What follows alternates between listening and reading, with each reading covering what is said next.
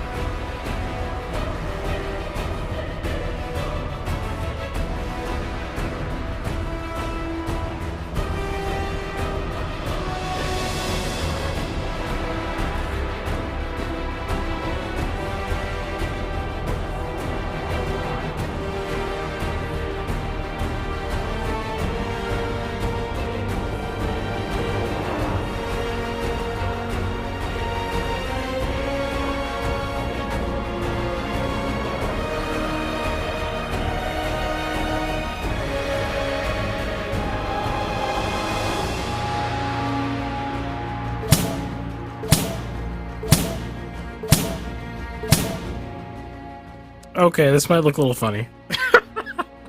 I was trying my bestest to fix everything in time, but absolutely failed. And I blame Skype for this. Skype has done me dirty once again, which is not unusual if you were familiar with the show at all. But while I'm doing this, I'll have one of the other guys do the intro. So one of you take it away while I try to fix this. is my audio actually set up? I don't actually know if anyone can hear me. Yes, I can hear you. I can. Okay. Welcome to the Mixed Video Podcast, where we talk about art in the music, film, and gaming worlds. I don't remember how the intros usually go. Oh yeah. I guess we'll introduce ourselves. Oh no, I can't hear. Hello. What is going on? Okay, now my editor's having a freak attack. Okay, hold on. Here we are. Now we should be able to. Okay. Hello. Yes. Okay. Yeah. I guess we'll restart. Welcome to the Mixed Media Podcast. We're talking about film, music, and video games. Today we have an interesting lineup. We have, I believe, I'm doing Arguing with Reddit, where I respond to your Reddit hot takes. Irving is doing his review, question mark? Or is it a topic today? It's a topic today. I'm doing a review, but it's kind of like a topic. Almost. Okay. Right. And wait, so what is Ben doing? Topic? Yes. We have my old topic up right now, is what I realized. That's what confused me. I was looking at like the little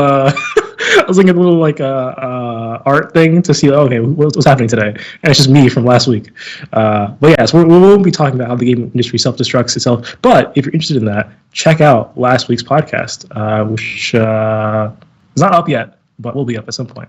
So subscribe if you're interested in that stuff. Yeah, I guess we'll introduce ourselves. So I'm Nathan Nestor. I'm a 3D modeler and video game developer. And my name is Irving Nestor. I'm a filmmaker and media entrepreneur. I own a company called Ariella. And I guess I'm in the background right now. Hi, I can get my somewhere. I'm Ben Costello. I'm a flute player and flute player and a media composer. Wow, these you spared the audio only people. I have no idea what's going on right now. Some video shenanigans. This is ridiculous.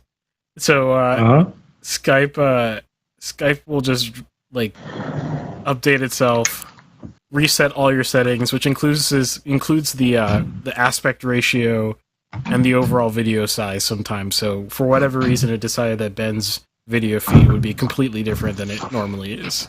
So I have to refit him back into the little format here. So. All right. Well, yeah, problem solved mostly. So how's everyone's week's been? Sorry, what did you say? I said, how's everyone's week's been? Oh. All right. I got back to Maryland at about 2:30 a.m. on Friday morning. So, just relaxing a little bit with my family and, bird watching locally, doing some local swing dancing. Oh, cool. Mm. Have you done that locally before? Or? Yeah, well, I started for like 3 weeks out here in Baltimore before I went to Los Angeles and then started doing it out there. And apparently there's a difference, generally a difference between Baltimore and Los Angeles in terms of how much direction the like physical, pushing and pulling sort of versus just kind of suggesting the motion that follows or the two roles that the leader lead how much the other person, normally the woman, how much they want a lot more pulling and pushing in Baltimore than they do in Los Angeles. That's so interesting. Little cultural differences.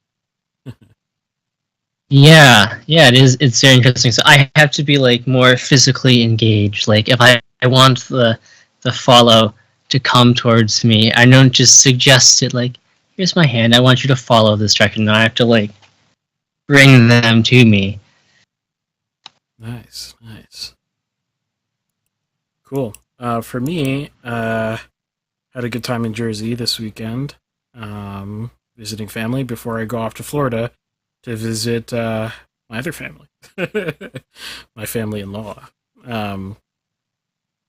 which, I think Ben froze. Are we having more issues? Oh. It's kind of back. Well, it might be an internet thing. Hopefully that's what it is instead of catastrophic failure. Okay. Can you still hear me? Yeah, I can hear you. Although your audio quality is decreased, so maybe it's a internet thing. Huh.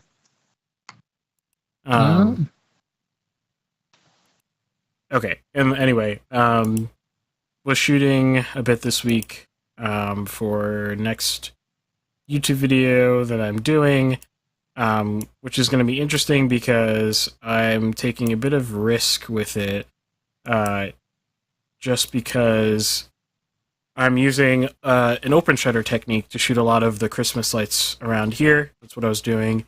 And if you're not familiar, open shutter, or like longer exposures, you're keeping the shutter open for longer, which means you get more streaking. So I'm like purposely going around and like shooting the Christmas lights and like trying to get this like sort of dreamy, streaky light thing going.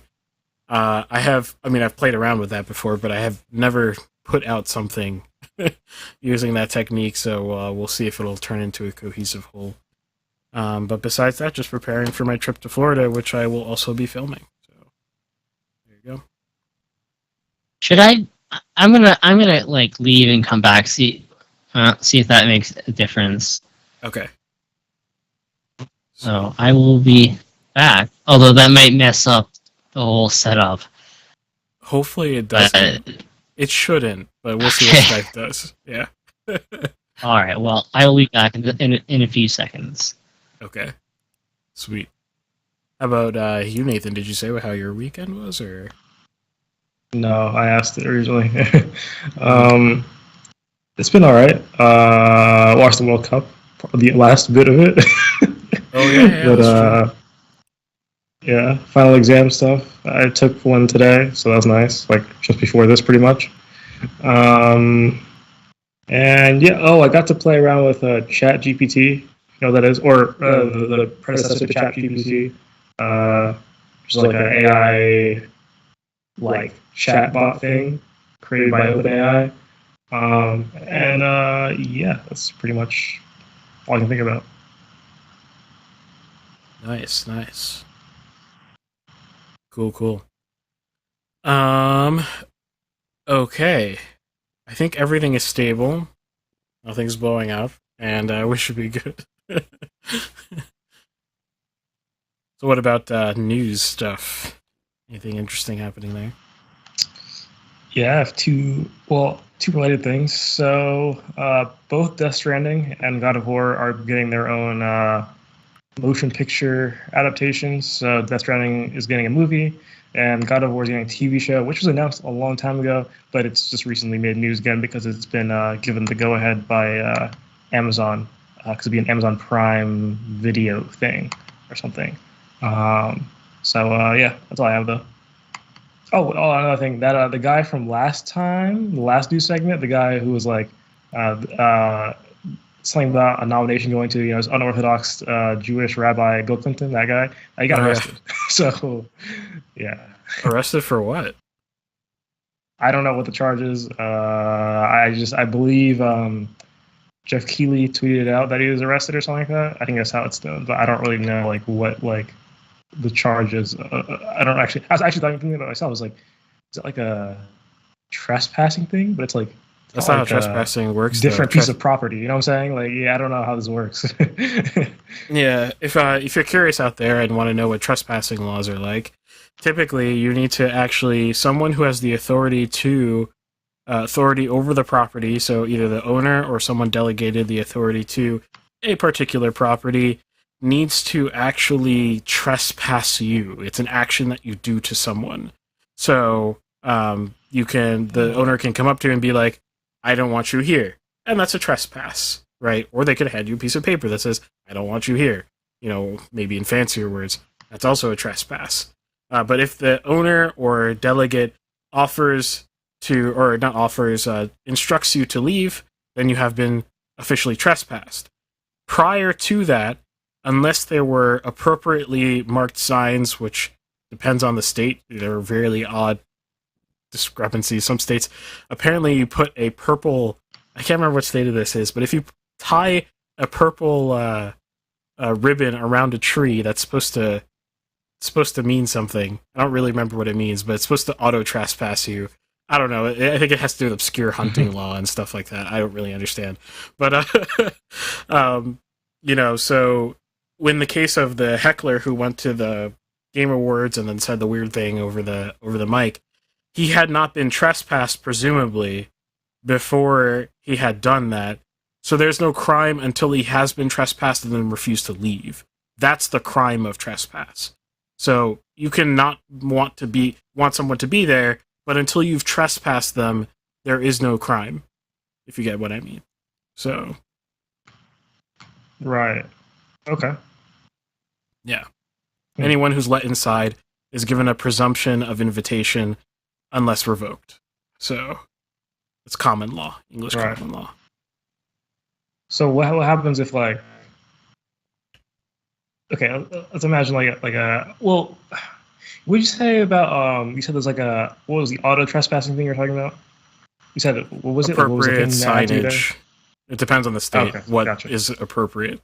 Some states it might just be putting no trespassers, and stapling that to your fence, and that might be appropriate. Mm-hmm. Some states it might be more specific. So it really depends.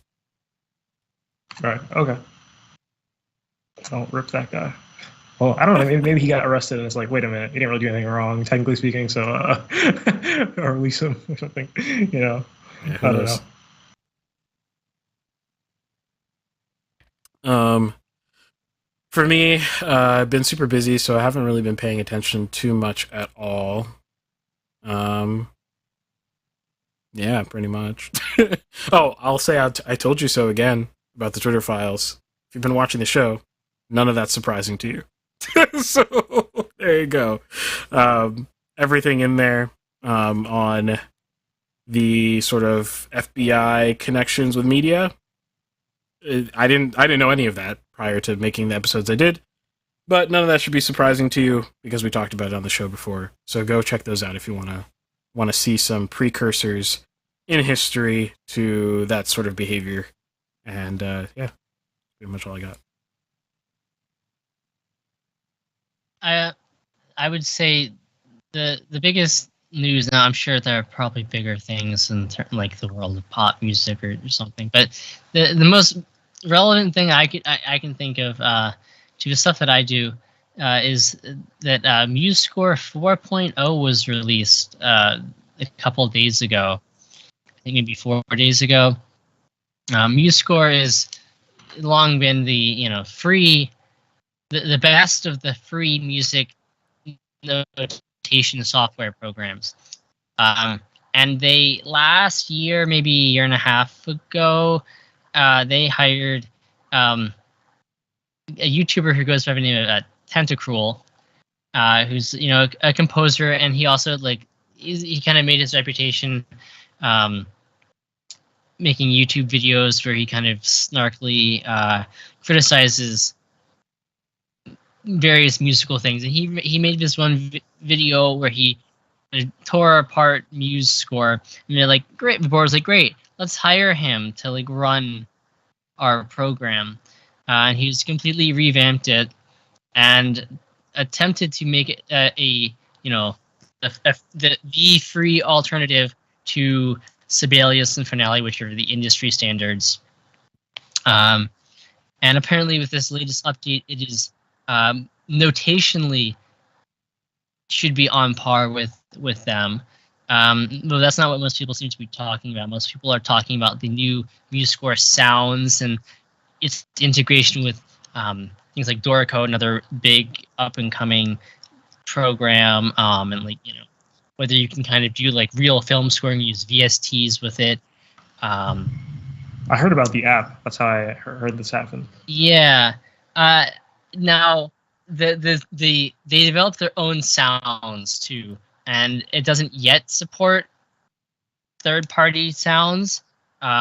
So most of the chatter online has been about whether the sounds are good or bad. In particular, people seem to like the string sounds, and it has a lot of issues with jazz and jazz note, not the notation itself, but playing back the notation, and it's actually better in MuseScore 3.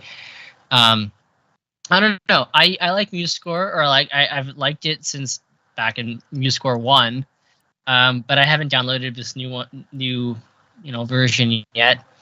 So I will do that and probably play around with it a little bit over the break, and see how it's doing. I mostly am concerned with the quality of the notation and not so much with quality of the sounds, because that's not how I don't rely on MuseScore sounds to help me figure out what something sounds like. But that seems to be what most people are concerned with. I'm more concerned about the fact that the notation itself is, they've eliminated some spacing issues that they had before, and it should be on par with the best the industry standard programs. Cool. That's great to see a company approach it like that, and not be too big-headed about it. Yeah, it's funny too. I mean, the Tentacruel, I don't know what his real name is. He has degrees and has worked both in composition and in graphic design. And his big thing was actually not so much about when he made his original 25-minute long video tearing apart MuseScore. It was not so much about the notation or the sounds, but it was more that the layout was completely unintuitive, and the visuals were absolutely terrible. And then it had other problems too. But yeah, so it is interesting that the company, wow, this guy is just this big YouTuber has just criticized us. Let's hire him to revamp our whole program. Yeah, for sure. Cool. Well, that's our new segment. A few things. Shout out to 99 Crime and Rob Sharma for supporting us on Locals.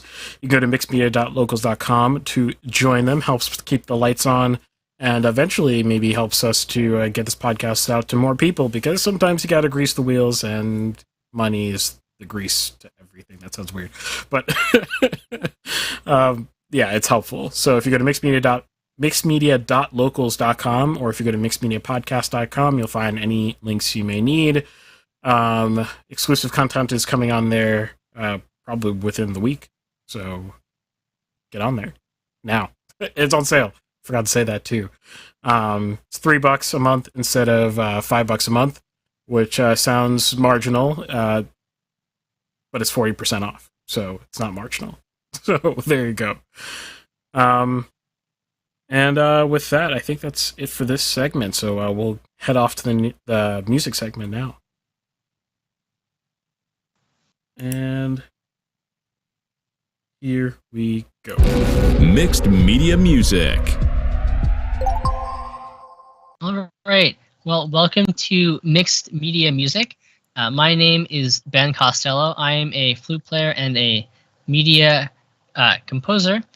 And this is a segment of Mixed Media Podcast where I talk about things related to music with a particular emphasis on classical and media music, along with the help of my co-hosts, which allow them to introduce themselves. I'm Nathan Nestor. I'm a 3D modeler and video game developer. And I'm Irving Nestor. I'm a filmmaker and media entrepreneur. I own a company called AWR. All right. So today, this is something that I'm going to kind of make this a two-part thing. This part one, writing for auxiliary instruments. And it's going to be kind of an overview. And then the next time I have a topic, it will be part two, looking at some of these principles in particular for, with the piccolo as kind of our main focus. How do these general principles apply when you're writing the piccolo? Which I have a lot of experience with, because that's pretty much what I do. I play flute. I play all the instruments in the flute family, but I'm actually kind of a piccolo specialist now. So yeah. So I play a lot of piccolo, in various different kinds of ensembles, and play piccolo and flute and alto flute. But a lot of times I'm playing piccolo for, young student composers playing their pieces in classes, or playing them in our school studio ensemble, things like that. So I have some thoughts on use of auxiliary instruments in general, and piccolo in particular. Now, if you have watched this show for a while, you've gotten snippets of these points that I'm going to make. If you just, in particular, if you watch some of the reviews of different pieces I've done, but this is going to be pulling everything together. I don't have to watch 10 different reviews to get some little bits of this. So yeah, let's just talk about auxiliary instruments in general. And now let's define that first. Auxiliary instruments are kind of the instruments. If you think the instruments of your orchestra, the instruments that you are thinking of are what we call primary instruments, right? The instruments that people start off playing, right? Nobody starts off playing the contrabassoon. Now, to be fair, most people don't start off playing bassoon either.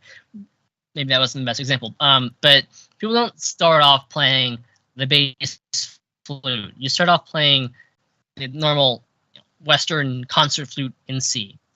All right, and then from there, players will start playing piccolo, and then maybe alto flute and bass flute, and there are a whole bunch of other lower flutes as well. So that's those are the flute is the primary instrument in the flute family, okay? And then piccolo above it, and alto flute, bass flute, contrabass flute, subcontrabass flute. Those are all the auxiliary instruments in the flute family. And there are auxiliary instruments in every one of these instrument families generally, although not all of them are as common. So the most common ones you're going to see even in the middle or to some places the early parts of the 19th century, you're going to be piccolo, alto flute, cor anglais or English horn as the kind of a larger lower oboe. There's also a bass oboe that's not quite as common. Bass clarinet, E flat clarinet, kind of piccolo clarinet, right? Smaller clarinet. There's also contrabass clarinet, contrabassoon. A lot of these are in the wind instruments. They're also like piccolo, trumpets, and difference between a trumpet and a cornet. But mostly the main auxiliary instruments that are added to the orchestra by the middle of the 19th century are in the winds. Okay. So if you are a young composer, there's a lot of value to using these auxiliary instruments. And why? The main reason is that they add lots of different colors, and they make certain things easier. They expand ranges, right? Lower than this primary instrument or higher than the primary instrument. So the more you add them, the more kind of colors and textures you can create, right? You have a larger palette. And some of the best orchestrators are master users of the auxiliary instruments. If you want to look at some great classical models, Rimsky-Korsakov and Ravel, absolute masters of how to use the auxiliary instruments. But I have found through working one-on-one or in ensemble settings with some student composers, and also by doing some of these reviews on this podcast, that not every young composer has a lot of exposure to these auxiliary instruments, and they don't have as much familiarity with how to use them most effectively, when to use them most effectively. Sometimes I think people are afraid to use them, or they're not afraid to use them when they should be maybe a little bit more cautious using them. So the first principle, if you're going to add these, and I think it's a great idea to add these, if you know what you're doing and you know why you want them, right? The first thing is you really need to understand the instruments themselves. The most important thing, you need to know the instrument's range.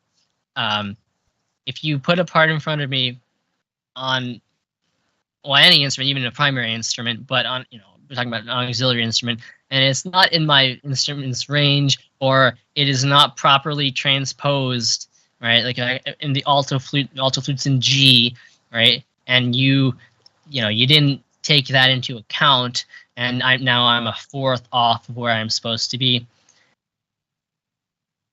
Now I'm not going to laugh at you, but internally, like I know that yes, I cannot play that note, or you didn't know what key the instrument is in. It doesn't look great from the player's perspective if you're going to write stuff that physically cannot be played, or that sort of thing. So you need to know the instrument's range and what key it's in, and whether you write it at concert pitch or not. You also need to understand the instrument's character and characteristics in different parts of its range, just as you need to understand that for all the primary instruments. But what you want to make sure that you understand is how it's different than the primary instrument.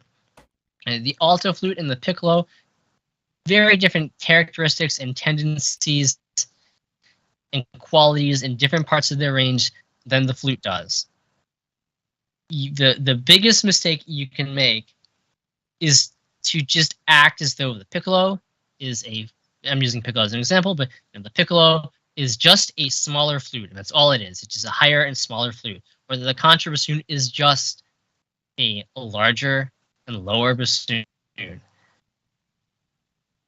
They are fundamentally, yes, they're in the same family, but they are,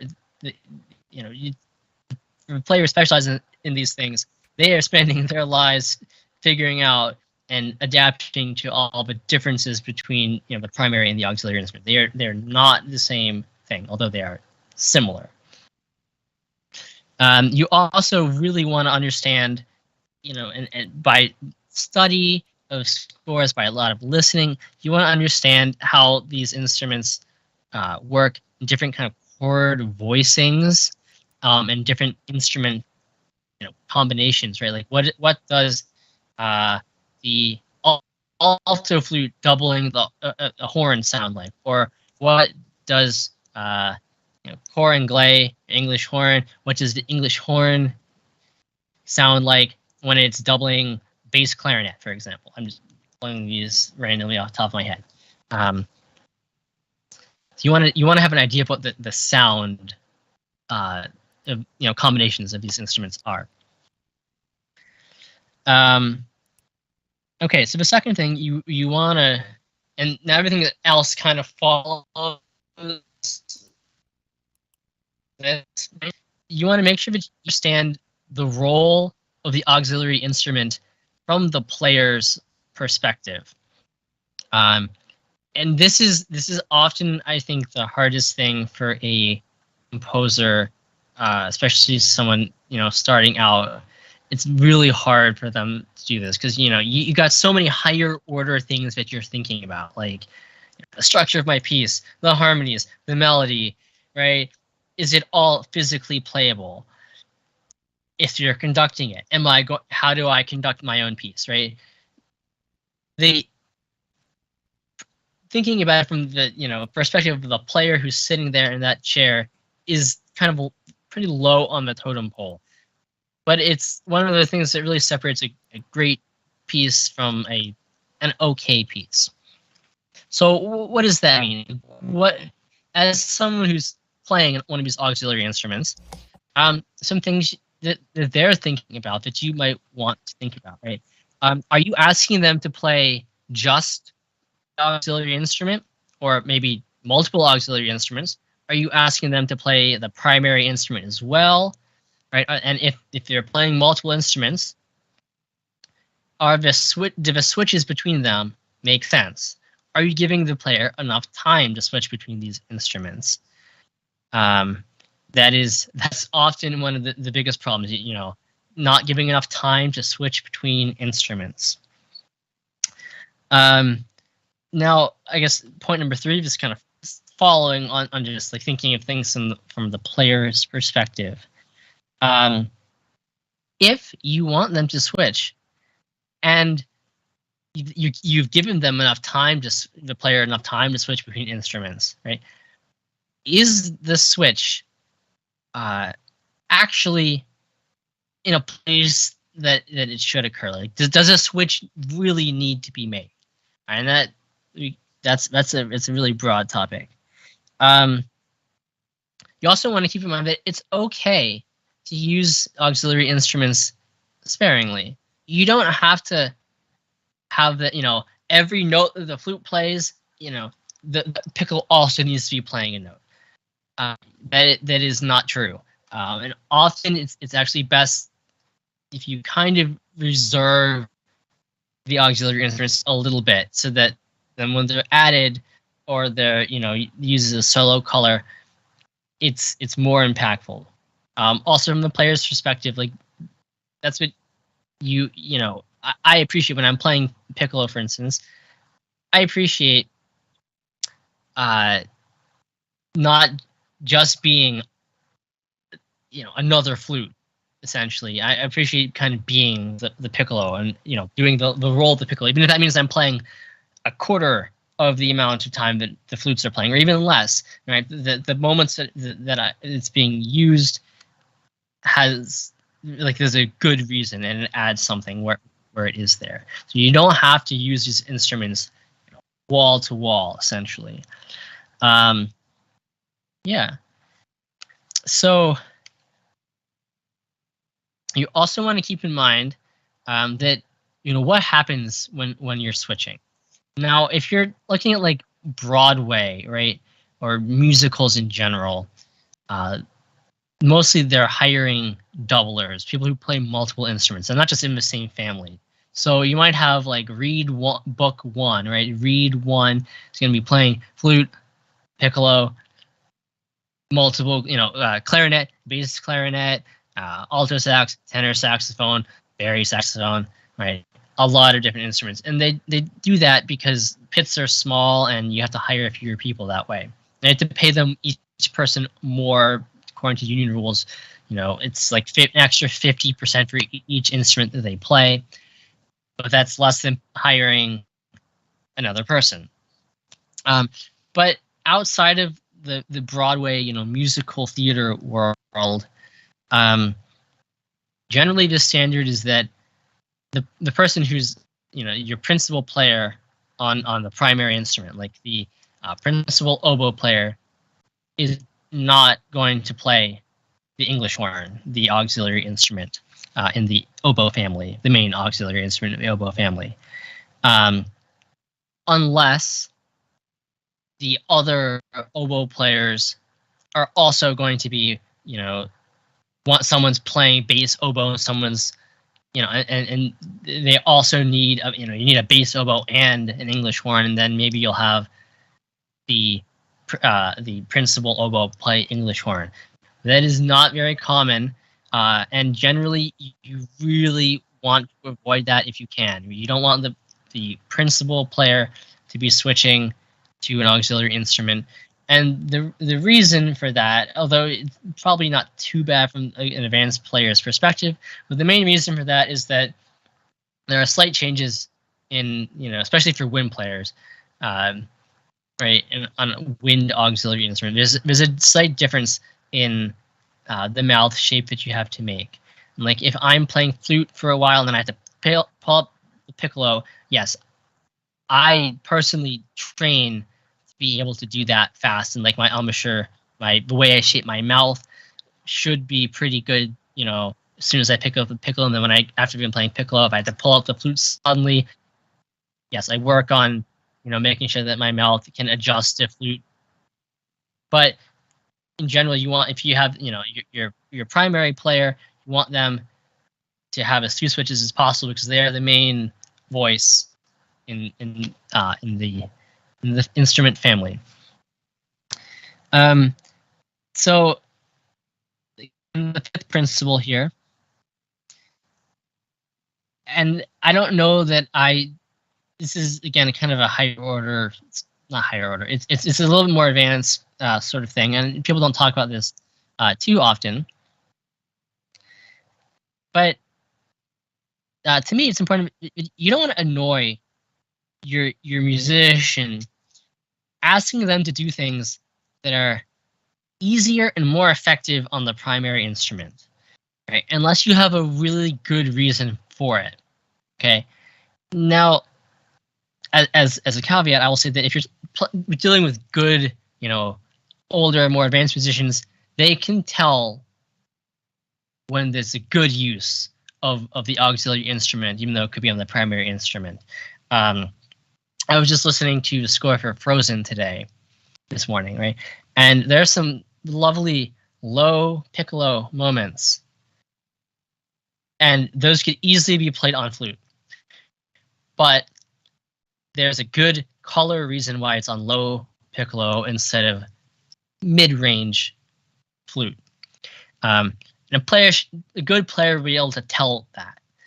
Those are also players who are going to be most likely to get slightly, internally annoyed. I'm not going to express it out loud, but if you are asking them to do things that are easier on the primary instrument, right, and there's not a good reason for it. And to go along with that, if you're going to use these instruments, you want to make sure you understand how to orchestrate not just them, but orchestrate around them. So, for instance, you might want to know that in this particular, like the bottom part of the English horns range, it's going to be a different characteristic, and you have to score for it differently than the low part of the oboes range. And the upper part of the English horn, like if you're going to write for high English horn and you want that color, and you have a good reason for wanting that color, that you're going to have to kind of, orchestrate around it, right? Not as much going on. Everything else should be softer.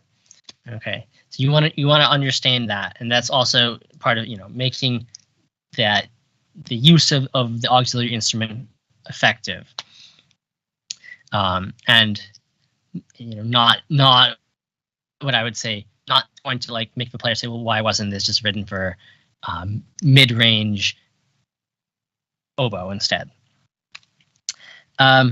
You also, number 7, you really want to pay attention to unison doublings with the primary instrument.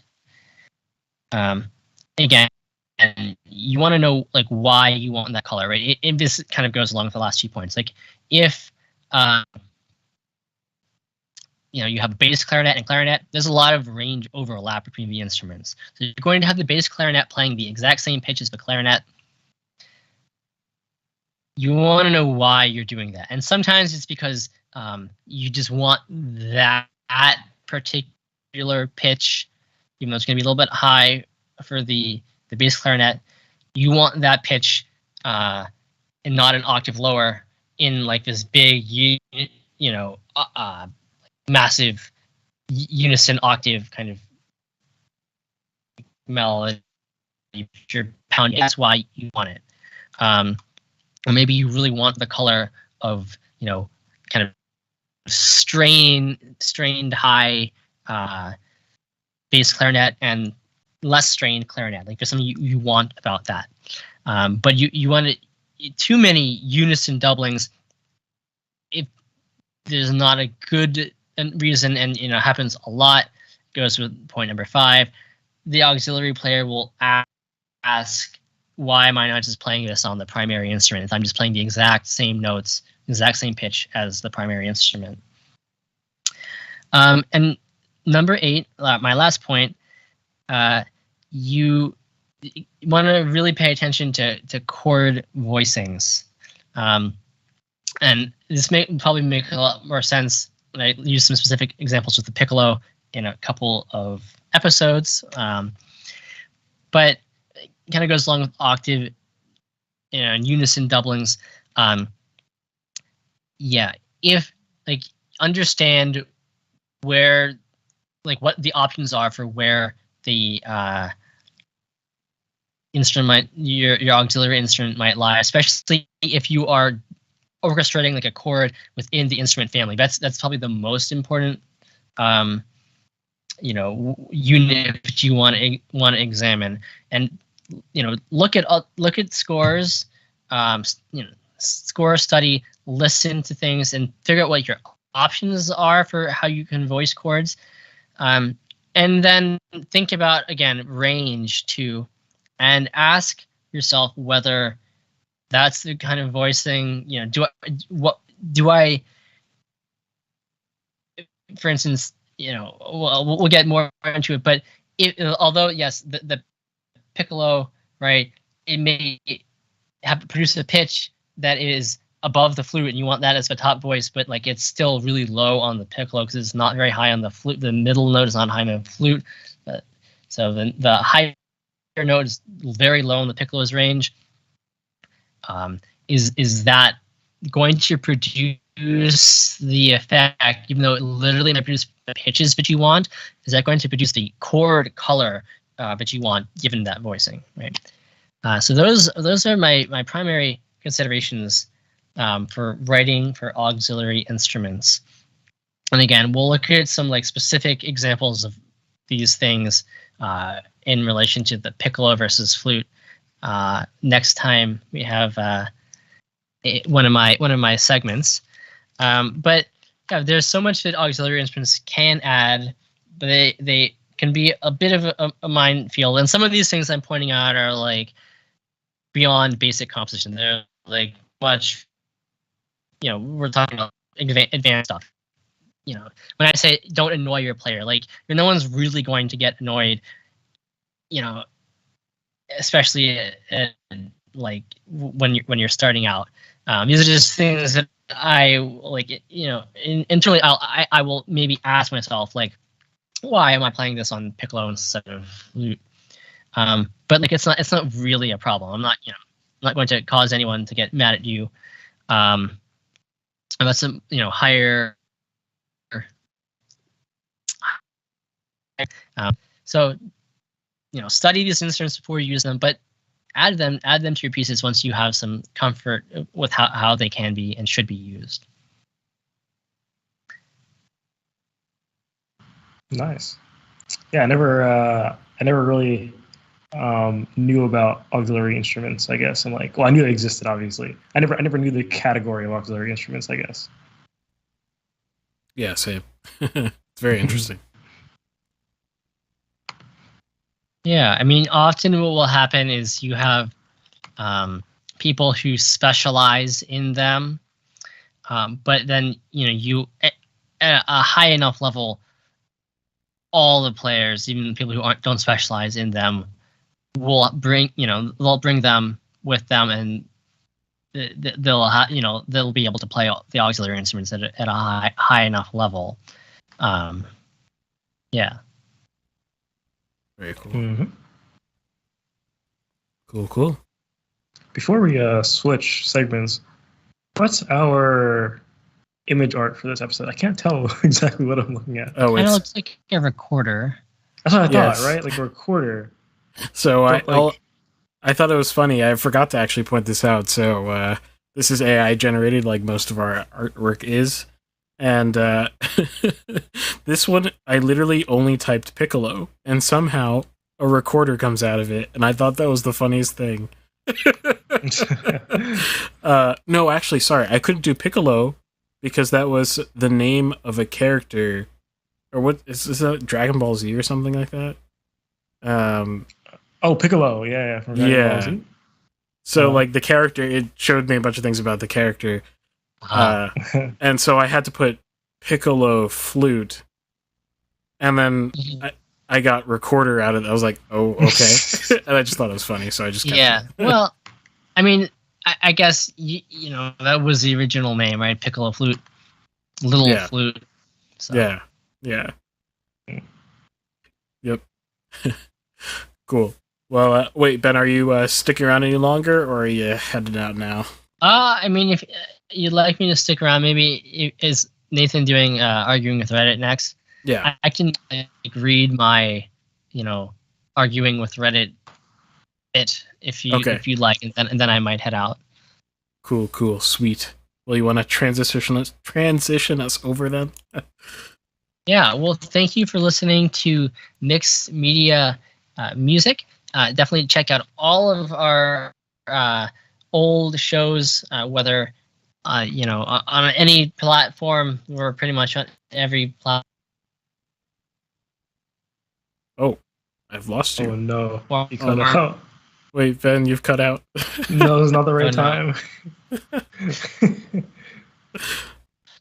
Oh no. Oh, we hear you. Can you hear me? Yes, you're back. Kind of. You're back in 240p.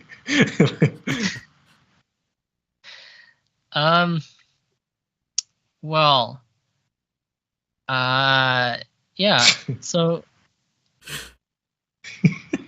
No, you're good now. You're normal now.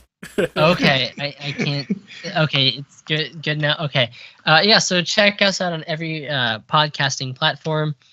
Thank you for watching, and make sure you hit like and subscribe if you like our content, and join us on our Discord. Mm-hmm. Sweet. Awesome. All right, let's transition over again. Oh, I think left. Oh, maybe he's resetting his connection. Maybe. I don't know. Let's see here. All right, let's put Nathan in the hot seat in the meantime. See if Ben goes back. All right. Oh, whoops. Oh, that is strange hot seat. Okay, there we go. All right, and oh boy, where is my shortcut? There it is. Okay, here we go. Mixed Media Gaming. Welcome back to Mixed Media Gaming. Today we have our Arguing with Reddit segment where I will be reacting and potentially arguing with some Redditors. There are three or four, depends on the day, I guess. I don't know how many we have today. 3 or 4 different Reddit posts that I'll be looking at, only one of which I've seen before. The other 3 or 2 I've never seen before because my co-hosts have picked them. Yeah, even the one I picked, I actually didn't look at it that much this time. I didn't really think about it. So, well, actually, now that I'm thinking about it, I'm starting to remember what I was thinking about. So, I guess I kind of did think about it a little bit. But yeah. So, oh yeah, I guess we should introduce ourselves. Should start doing that again. So, my name is Nathan Nestor. I'm a 3D modeler and game developer. And my name is Irving Nestor. I'm a filmmaker and a media entrepreneur. I own a company called Ariella. And Ben, our co-host, was here a moment ago, but he just messaged us and said that he's having computer issues. And he said that yeah, he's not going to be here for the rest of the podcast. But yeah, all right, and I guess let's start. Sweet. All right, let's start with yours, Nathan, since that's on your mind already anyway. Right. So what is it? So this is from r/game design, and the title is "What is the psychology behind Legos?" And it reads, "I always thought the games are about creating an experience of flow, and that flow is created by having a goal, a challenge, and clear feedback. But Legos does not seem to have a real challenge in the same way that most games have. So what makes Legos so fun?" Okay. So the thing is that I think the poster is getting 2 things confuse each other. It's getting fun and a game confused with each other. So you can have fun without having a game, right? Like you might say it's fun to watch a certain movie, but the movie itself is not like a game that you play, right? Because he's kind of right? There's no goal, and there's no challenge, and there's no clear feedback. I'd say that those are, I mean, what is a game is something that people have differing opinions on, but I mean, in general, it's usually somewhere along the lines of something that ends up having a goal and a challenge, right? I understand where feedback comes from, because if you have a goal or a challenge and you have no idea like the state of anything, then I don't really know how much of a game you really have. It's like playing Minesweeper and you're never told if you lost or not. So, yeah. Yeah, those are the 2 things that are being kind of confused with each other. So Legos can be a game depending on how you use them. They're more just like a tool, right? It's just a bunch of blocks that you can put together and however you want. So you can make a game out of it, like I don't know, you're competing with someone to say, who can make the coolest building, and you have like a judge or something like that, right? And that's like a game in a way, or infinite other different sort of challenges you can create with Legos. But I feel like in general, people probably generally just are using it more to express their creativity, and it's less of a game and more of just like, try to build the cool thing, right? Maybe, I don't know, you can say there are some internal challenges or something like that, in which case I guess you can say it's a game in some sense. But I don't think that's like the main draw. The main draw isn't that like flow he's talking about or she's talking about. It's kind of like, taking like, the blog game of a video game world, Minecraft, for example, right? Minecraft is a game, but you don't have to play it like a game. It's a game if you want, like, it lends itself to being a game, right? It has all the qualities of a game. It has challenges, right? They have to overcome, right? But you can also just like play in creative mode and then like not make it a game and not have any sort of goal and kind of just mess around, right? And yeah, and there's, well, I actually wonder, because under this definition of game, I wonder what you think about this, Irving. Under this definition of game, right? Having a goal, a challenge, and feedback. Imagine like Minecraft creative mode. You don't have a goal, except you kind of do, because otherwise you wouldn't be playing the game, right? Your goal is to express your creativity, and you could or could not fail at that by, or say it's to build a nice house, for example, right? You could like not build a nice house because you're incapable. Like I'm really bad at building a Minecraft. Like you told me to build a castle, I don't think I could do that in any nice way, I mean, under this definition, I mean, it's kind of, it has the symptoms of a game, right? Yeah. But I don't know if we would consider that a game. So that's interesting. I didn't think about that. I accidentally like extracted a more interesting question than I meant to. I don't know. Maybe I'll come back to that later. But yeah. But we just say like we put that aside and say that's not really a game. I'm gonna say we say Legos inherently are not. They're not inherently a game, but they can be a game. So Legos fun can come from things that are not have nothing to do with it being a game. Yeah, that's pretty much it. Nice. Yeah, no, it's interesting because in that definition, like pretty much, like cooking could be a game. Like you know what I mean? Like it's kind of broad. Right. We have games based on cooking, like Overcooked, for example, right? I mean, technically speaking, you can play Overcooked in real life, more or less. Technically speaking, in a McDonald's, they're playing Overcooked in real life in a way during peak hours. But, yeah. Yeah. Cool. That was an interesting one. All right. Let's see. So let's bring up Ben's because he's given us some context. He says, for my hot take, there's a ton of irrelevant intro stuff before the poster gets to the actual question. So we'll skip over some of the intro stuff and go right to the meat and potatoes of it. All right. So do you want to read it, or are you going to read it? Okay. I'll read it on behalf of Ben. So it says here. Loading page. Okay. So it says, do developers pay any attention to the players who try to improve their game? I guess this is all the intro stuff. That is very long. Wow. Oh my. Okay. Where does the intro stuff end? Okay. I know for a fact that game developers use many tools to get feedback about games. Okay, playtesting. Okay, that's all pretty obvious. Okay, but what about people who create, quote, let's fix X aspect of the game kind of content? Do these matter to devs?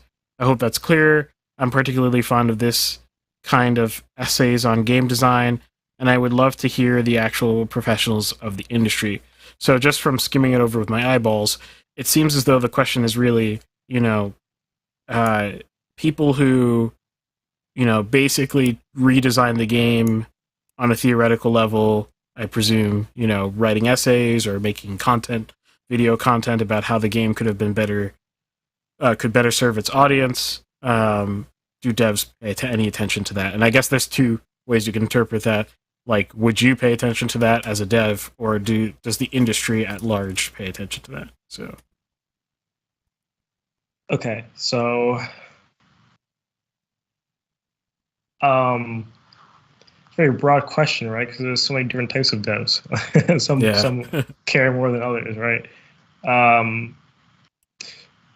Okay, so the more obvious thing, like, without getting specific, so this is generally true, probably, but not always true. Is like yes, because whatever it is, like, regardless of like the video games industry at all, you just take like just any industry, right?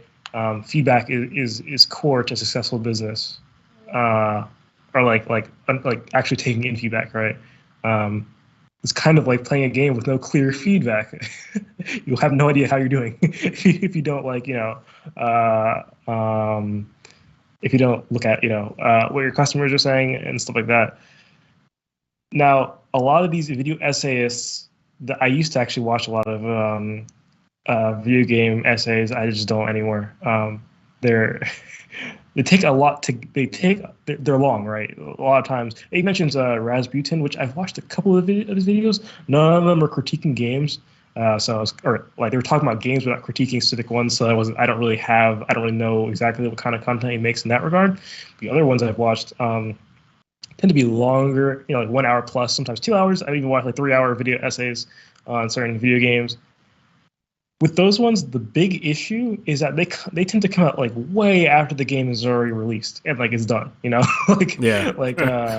when you're talking years later, it's like, well, I mean, maybe they kind of wish maybe you said something before, it's like all this content is like, well, I guess I could change it now, but like for who? The two people who are going to buy it later? Like, I don't really know if it's worth it, So in terms of those specific video essays that tend to come out pretty far into the future, I don't know how much they like bother to watch the 3-hour video that came out years after, after the game came out.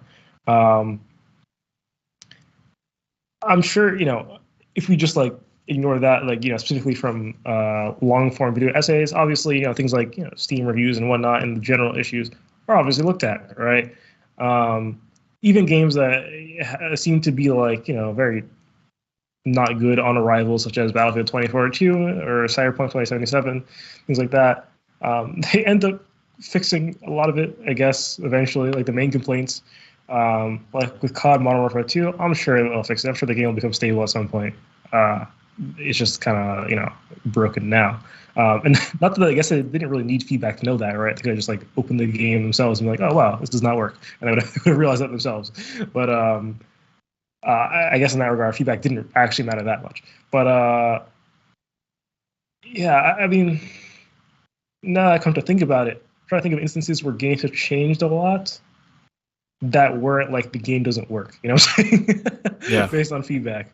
I think because a lot of it is like, okay, if you want to change something that's not like a technological issue of like the game doesn't work, like let's say I don't know, say I'm playing Watch Dogs, right? And it's like, well, I don't really like this character and the way they behave. The character's like poorly done. It's like, so I'm gonna rewrite the entire like story, like half the story, and then like change a bunch of content. And that it's kind of like how you wouldn't do that for a movie because, well, one, let's assume you agree with the feedback, right? And you're like, yeah, this is actually true. The movie would be better this way. The amount of resource it would take to like redo that part of the movie is kind of insane. Now we have the benefit of being a digital medium where like you don't have to like, it's a lot easier. You don't have to like, oh, let me get the set back, right? And let me get all the equipment back or whatever, and let's just set this thing up again, right? And whatever. That sounds like a way bigger hassle than like, doing the equivalent in a video game. But certainly not like, there's no small feat if you're changing like, a good part of the story. And what happens to people who are like halfway through the game? Do you like, because usually how it works in games is that you don't really have a choice when you update, you just have to update. Right, so it's like if you're halfway through the game, and the game is supposed to change, and you have someone in a state that exists in a state that should not be possible anymore. What happens?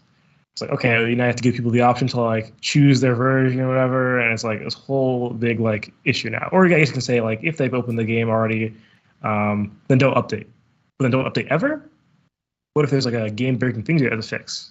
But you already changed the story on top of it, and it's like a whole like big issue. And it's like, okay, I can understand why even if your character is like, as example of the character thing, you need to fix the character or whatever, fix the story. It's like this opens up like Pandora's box as to what could go on or can go wrong with the future of your game.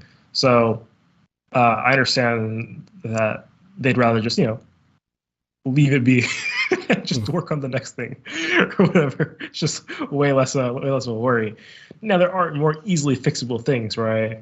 Let's take like balancing things in like competitive multiplayer games. Or not, it doesn't have to be competitive, but just like multiplayer. Let's say competitive again. I don't mean competitive in the non-casual sense. I mean competitive in the combatant sense. PvP. That's what I mean.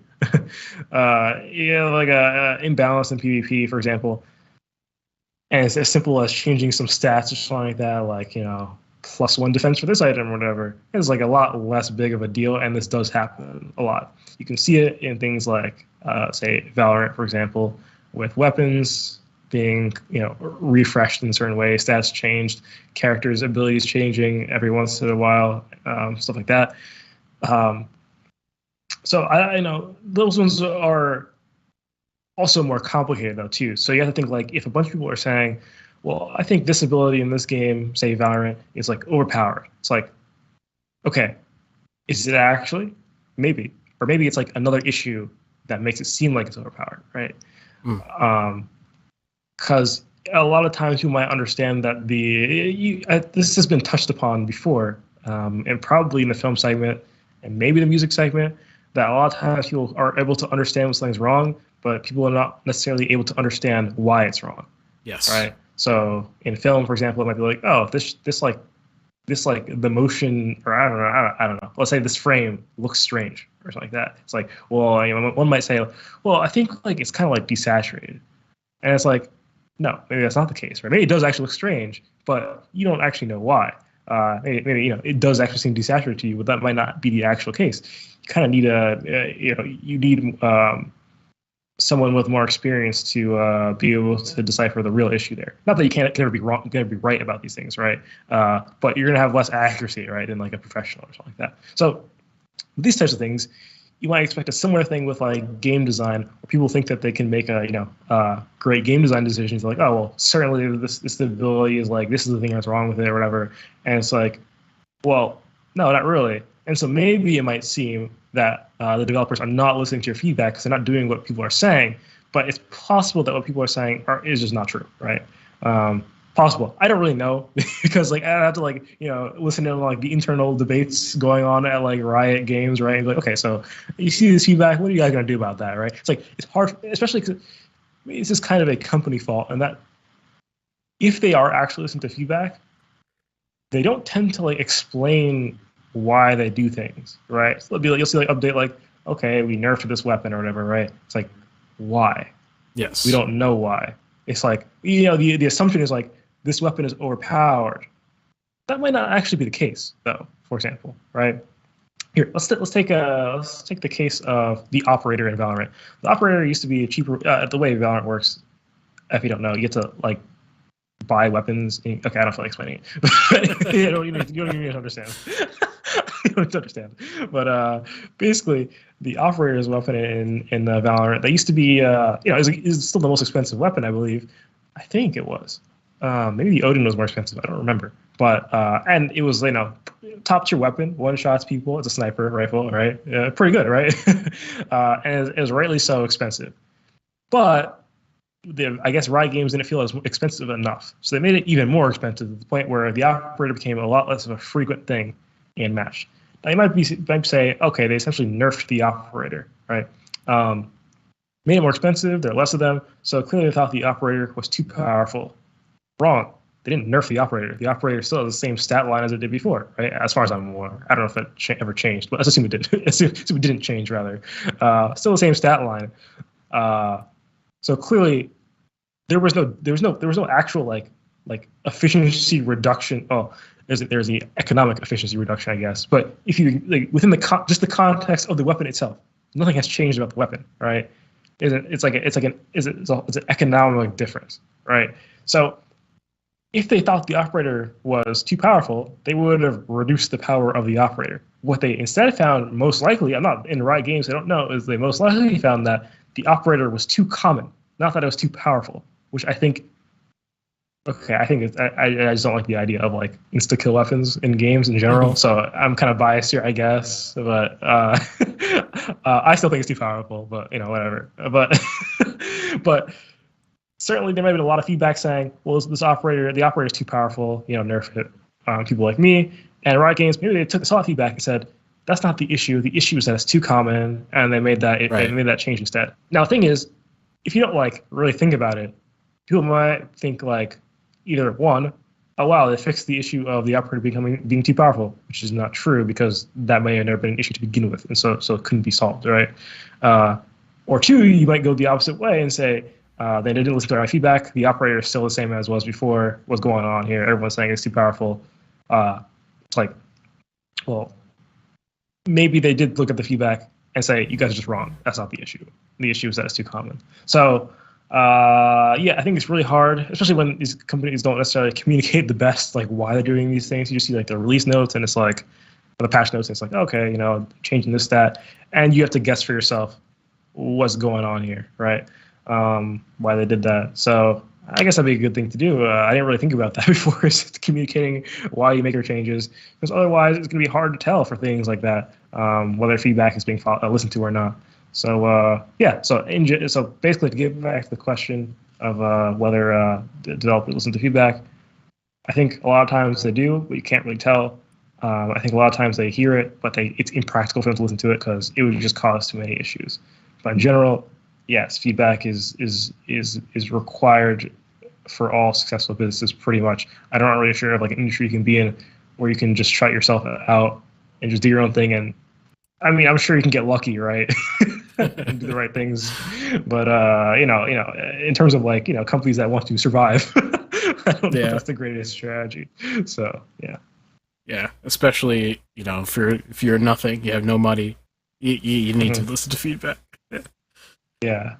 Now I did talk about last podcast about companies getting destroying their own reputations of the whole industry because it seems like they're not listening to what people want, releasing broken games and whatnot. In that case, might be of like, yeah, certainly we hear that you don't want a broken game, but at the same time, we don't care. You're going to buy it anyways. So, and in fact, what we'll find is that actually the feedback will be quite good when it's fixed. Actually, and we've collected all our money. So yeah.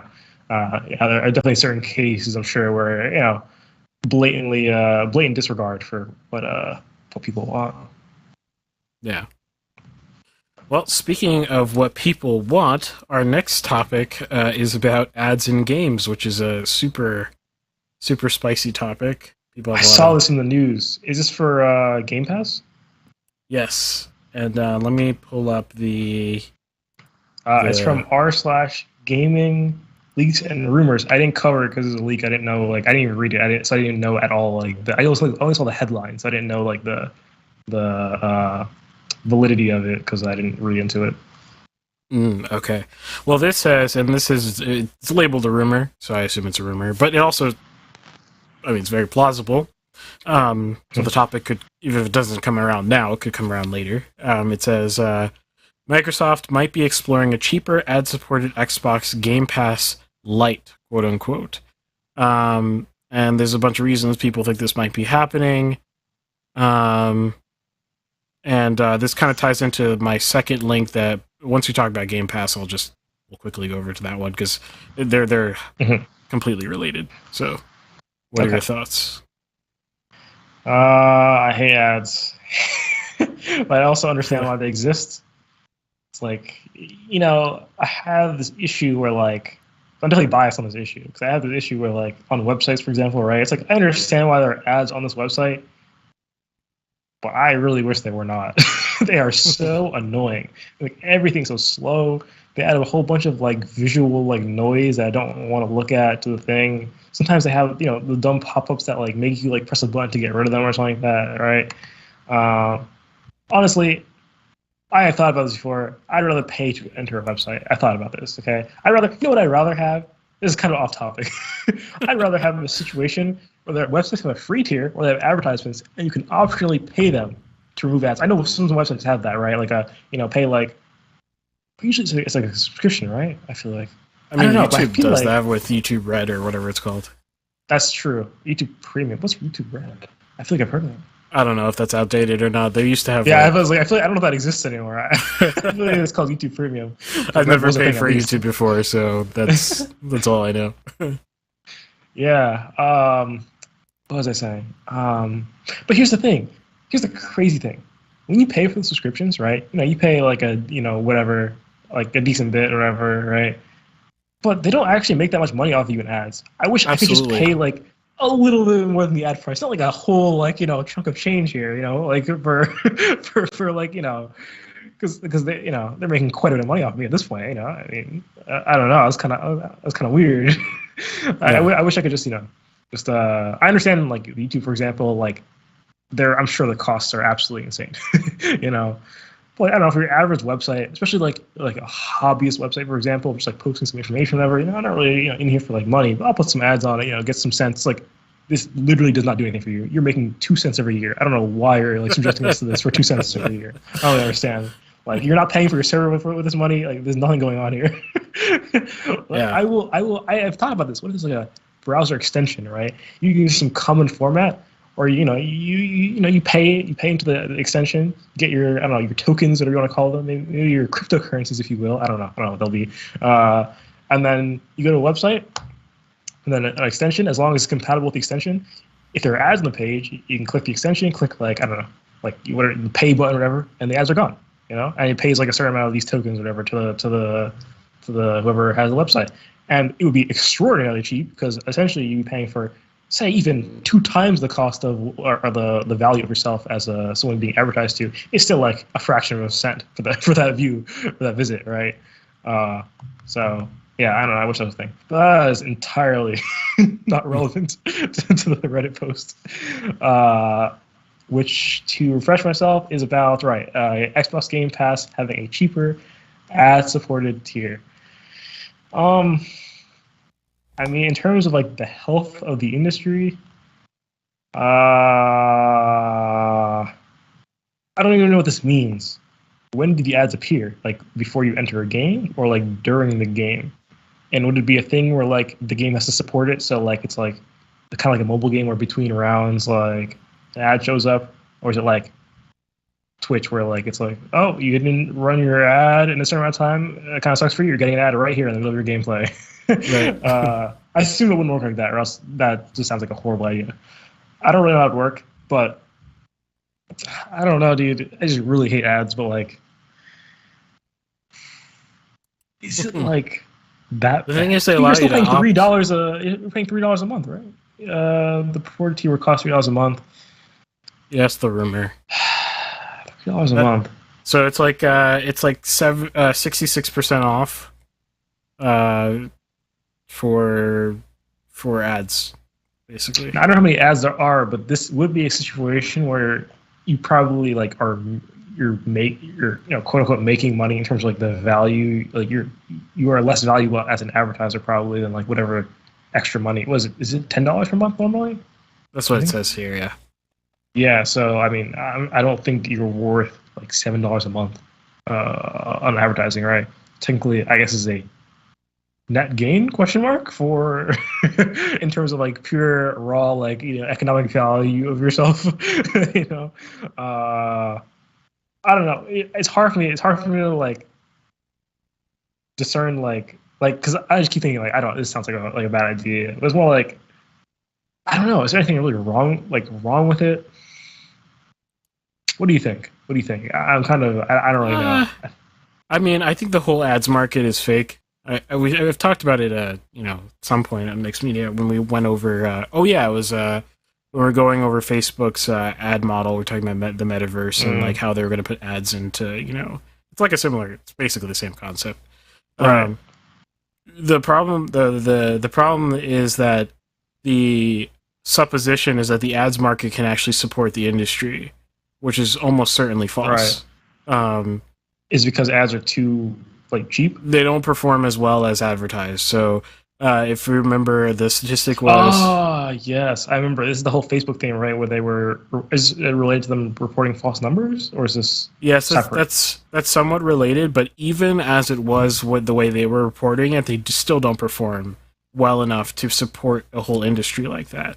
It's just not possible. Okay. All these things run at a loss. YouTube running on ads is running at a loss, even with their purported advertising numbers, which I also think probably have issues as well. So for context for the viewer, they're making, I think Facebook was making like something like an average of like $60 per year off per user or something like that, which is like literally nothing. Like I mean, if you think of the service they're running with, it's basically free storage, free server, like like the very core of it, right? Like, what are you doing on Facebook? You're posting pictures and like videos and live streaming and like, you have events. And so it's like, if you look at the core service, it's worth more than $60 a year. It's not worth $5 a month. It's worth more than that. But they're saying we won't even accept your money to pay more than $5 a month, to pay $10 a month to get rid of ads, because it's not about the ads being the way they pay for the service. It's about the ads being a way that they justify spying on you. But that's a whole that's a whole topic for another day. But when it comes to this context, I'm suspicious that it will not end up degrading the developer, because what Microsoft will almost certainly do is smash developers with horrible offers, especially if they're if they become like one of the only deal makers, or the other deal makers on the block. Let's say it's Steam and other deal makers might there be? Epic Games. Epic Games, okay, yeah. Those people, if they all basically wink and nudge towards each other and they're like, we could just keep offering lower prices for games or lower, deals for games because there's only 5 of us and we don't really have to talk to each other to do that. You know what I mean? We can just kind of like, kind of feel it out and like just keep offering worse and worse deals toward the developer. This puts pressure on that to be more because ad markets don't actually, that $6 difference or $7 difference between the two plans is actually tight and hard to cover with ads. That's my suspicion. So, and that's just a suspicion. Maybe the numbers work out, such that it actually can do that. But seeing how other ad markets perform, I'm kind of doubtful. So, right. Yeah. But in terms of like, is it okay or not? Like, I mean, I don't really care, right? I like that they give you a choice. Yeah, that's the thing. Yeah, it's like I guess I shouldn't really care. Well, I just hate ads. So. Well, that's the thing, right? Like, you could just pay to not have ads, unlike Facebook, which is like, no, you have to have ads. Right. At least on here, you can like opt out. I was reading a little bit into the paragraph. I read the last thing, and it says, quote, a recent patent filed by the company covers technology that predicts when in-game interactivity has decreased, perhaps due to a loading screen, for example. Then Xbox could serve up an ad based on the user's privacy settings and interests. Okay. I know that last sentence was there. But I essentially assumed where I was going was like, if you're like, imagine if you're able to predict like, it's loading screen here, let's put an ad now, right? That's like, actually, that makes a lot of sense. It's like, I just probably would like just stop watching. Like, I was just like, yeah. It's actually not that bad at all. Actually, it's like as long as there's no like glitches where it like starts to come over like the next scene for a little bit or something like that. It's like that would really irritate me. I would get really mad. That's the sus part about like. Well, no, there could be immersion problems. It depends on the game because if you can't choose which games to turn that on and off for, like. Certain games like Rocket League loading the map, like who cares, right? Or I mean, it's really short, but you get what I mean. Or like certain. You can still show an image-based ad, though. You don't have to be a video. There's an image that'd be fine for sure. But I'm saying the image itself might be ejecting. Like it depends on the like type of game. Like it is. If you can turn it on and off for like, well, that's the thing. They wouldn't allow you to do that because, then you turn it off for everything. Yeah. Like imagine like playing like Detroit Become Human and you're like, wow, this character just died. I'm sad. And then like it's like an ad for like KFC. It's like what? What's going on? Exactly. But I guess their argument then is like, well, screw the art of those games. If you want to experience them in their full, you got to pay $10. At that point, though, I start to have issues because I would never present the option to degrade the underlying product in like any other industry. Like I wouldn't do that in film. I wouldn't be like, well, you could pay extra to not degrade the movie you're about to watch. It's like, no, I'm only showing the movie as it is, and maybe there'll be some monetization options that are like sort of circumspect to the movie itself, but the core movie is going to stay the same. So I guess that's that question too. Yeah. This would be interesting stuff though, because there's definitely like a negative idea about having ads in video games. Ads outside of mobile games. I feel like it's just not a thing. Like it's just like it's very strange in a way. Oh, sorry, there are ads on browser games, but they don't even they're still not in the game. They're like around the game, right? They're never in the game. It's like the game is a sacred space. You cannot put an ad anywhere. But I remember I played Paladins, and there's a button you can press to watch an ad to give you coins. I was like, what is this? This is such a weird concept to me, right? By the way, it shows how absolutely valueless ads are because the amount of coins is, I forget what it is, but I remember thinking like, I could do this like forever, and like it's like, why would I do this? It's like I play the game. It's like I watch like 20,000 ads at this point. It's like like the amount of coins I get from just playing the game, right? Yeah. I understand like I'm queuing up or whatever, right? But like I don't know, just playing the game and finishing it. It's like watching like 100 ads or something like that. I don't remember what the number was, but I remember thinking like this literally makes no sense. Yeah. But yeah, that was one of the few cases I've ever seen. Maybe it's because it's just not worth ruining the art for 2 cents per person, right? Or not even 2 cents per person, Yeah, exactly. Yeah, always be suspicious of things that make the core product, not the thing you're selling. Because what they're attempting to do, anything that's trying to be ad-based, that has no other alternative ad model, especially, alternative monetization model, especially, is they're turning the audience, the size of the audience into the product instead of the actual core. Like, you become the product, which is the cliche, but they're turning your time wasted on their ads as the product instead of like selling you the thing itself. And every time those things divorce, there is catastrophe, in my opinion. So, right. If you care about the core thing, you should just make sure that this is a way to cheapen the price for certain people who otherwise wouldn't be able to experience the thing, instead of a way to shift the paradigm of how gaming is done. Those are two different things. So, I just kind of thought I was thinking about advertisements. I was like, what do you put? This is like an old thought. I did not come up with this. Like advertisements as like, for example, like what's the word? What's the D? What? I don't know. Like advertisements, like say on billboards in games, for example, or like in places where ads would actually be in the game, right? In a game world. Well, hold on. Hold that thought. This relates to the second link I was going to put up on the screen. Okay. Which is Microsoft trying to patent that exact technology, which is dynamically putting, personalized ads in the game. They submitted a patent filing. Apparently, I didn't go verify that myself, so I don't know. Go on the U.S. patent website if you care to check. But that is that's what's being said. Interesting. This actually already exists, but not personalized. It's just like a generic ad. Those exist in Crunker.io, a browser-based first-person shooter. It exists, where you can buy ad space in the game and you can put whatever you want, I guess, whatever. Right. I actually can't remember ever seeing one. I just know they exist, so I don't know. But I don't know how effective those are. Right. But what I was gonna say though before is that even those billboards might be intrusive, because when you think about, when you have ad placements in movies, sometimes those things will absolutely rip you out of the movie. Like it's just like you see the Coke can or whatever. It's like, wait a minute, I should not be seeing like a brand name. It just feels so. It's such a strange thing too, right? Because like in real life, it's a normal thing, right? A Coke can on the table, you see it. It's like, oh, you don't even think about it. Like it's just there, right? You don't even think about it. But suddenly when you do it in a movie, you realize, wait a minute, I've not seen a single like real brand this entire time. And suddenly I'm seeing Coca-Cola right in front of me. It just feels so like.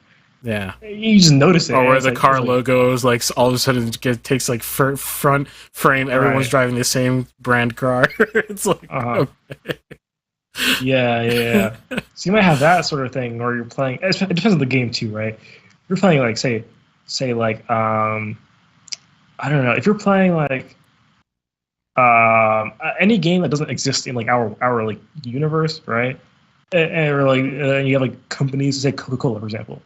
It's like some like alien world. It's like, why is Coca-Cola here? It's like, what?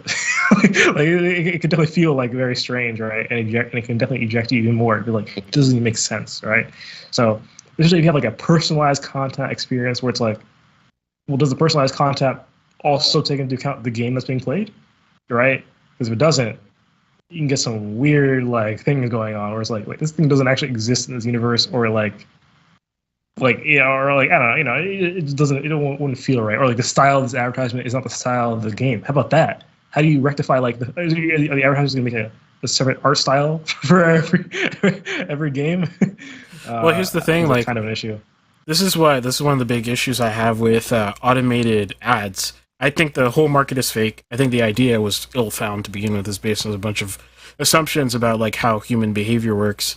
And if you've done any like ad buying, like I recently did for my YouTube videos, for the second, whatever. But like I want to keep the ball rolling up the hill.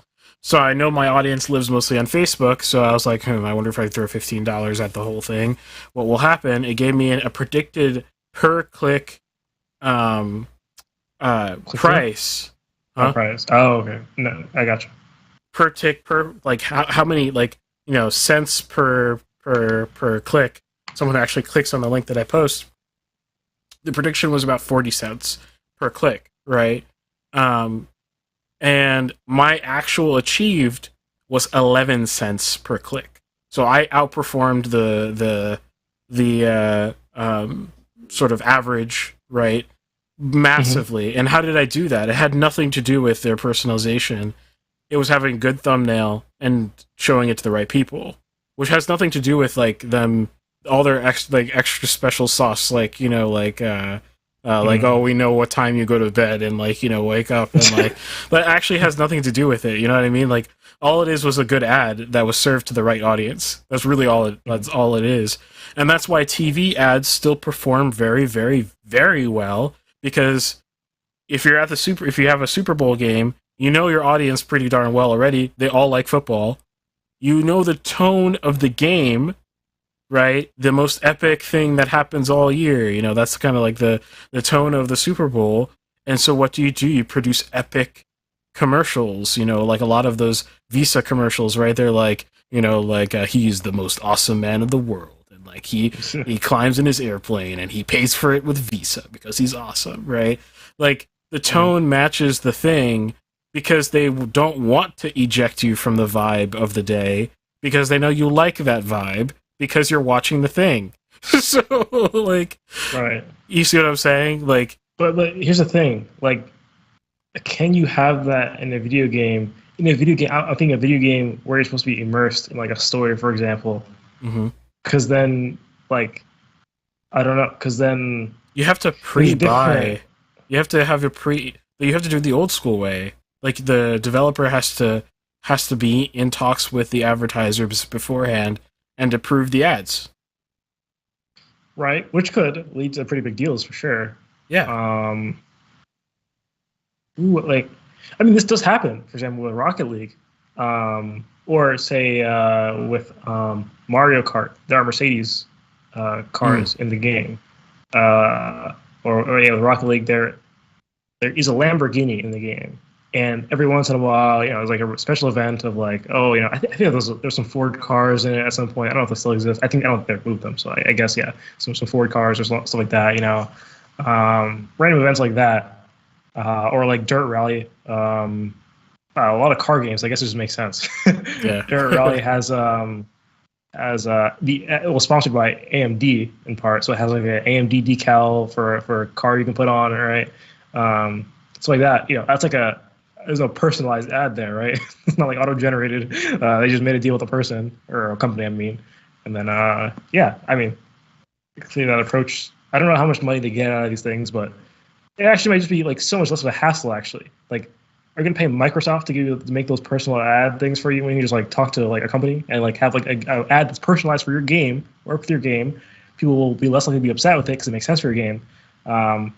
Go well. And maybe you can get more money out of it too, because you don't have to pay the middleman to give you the ad, and exactly. And they might pay you more because the ad is tailored for the game. I'd rather have an ad tailored for the game than just an ad that kind of was quote unquote personalized. Well, I'll do you one better, and we can get even more old school. Technically, even though it sounds more advanced in an odd way, is games used to be sold via disc, right? So they used to be sold regionally, so you knew this is the Asia version of the disc.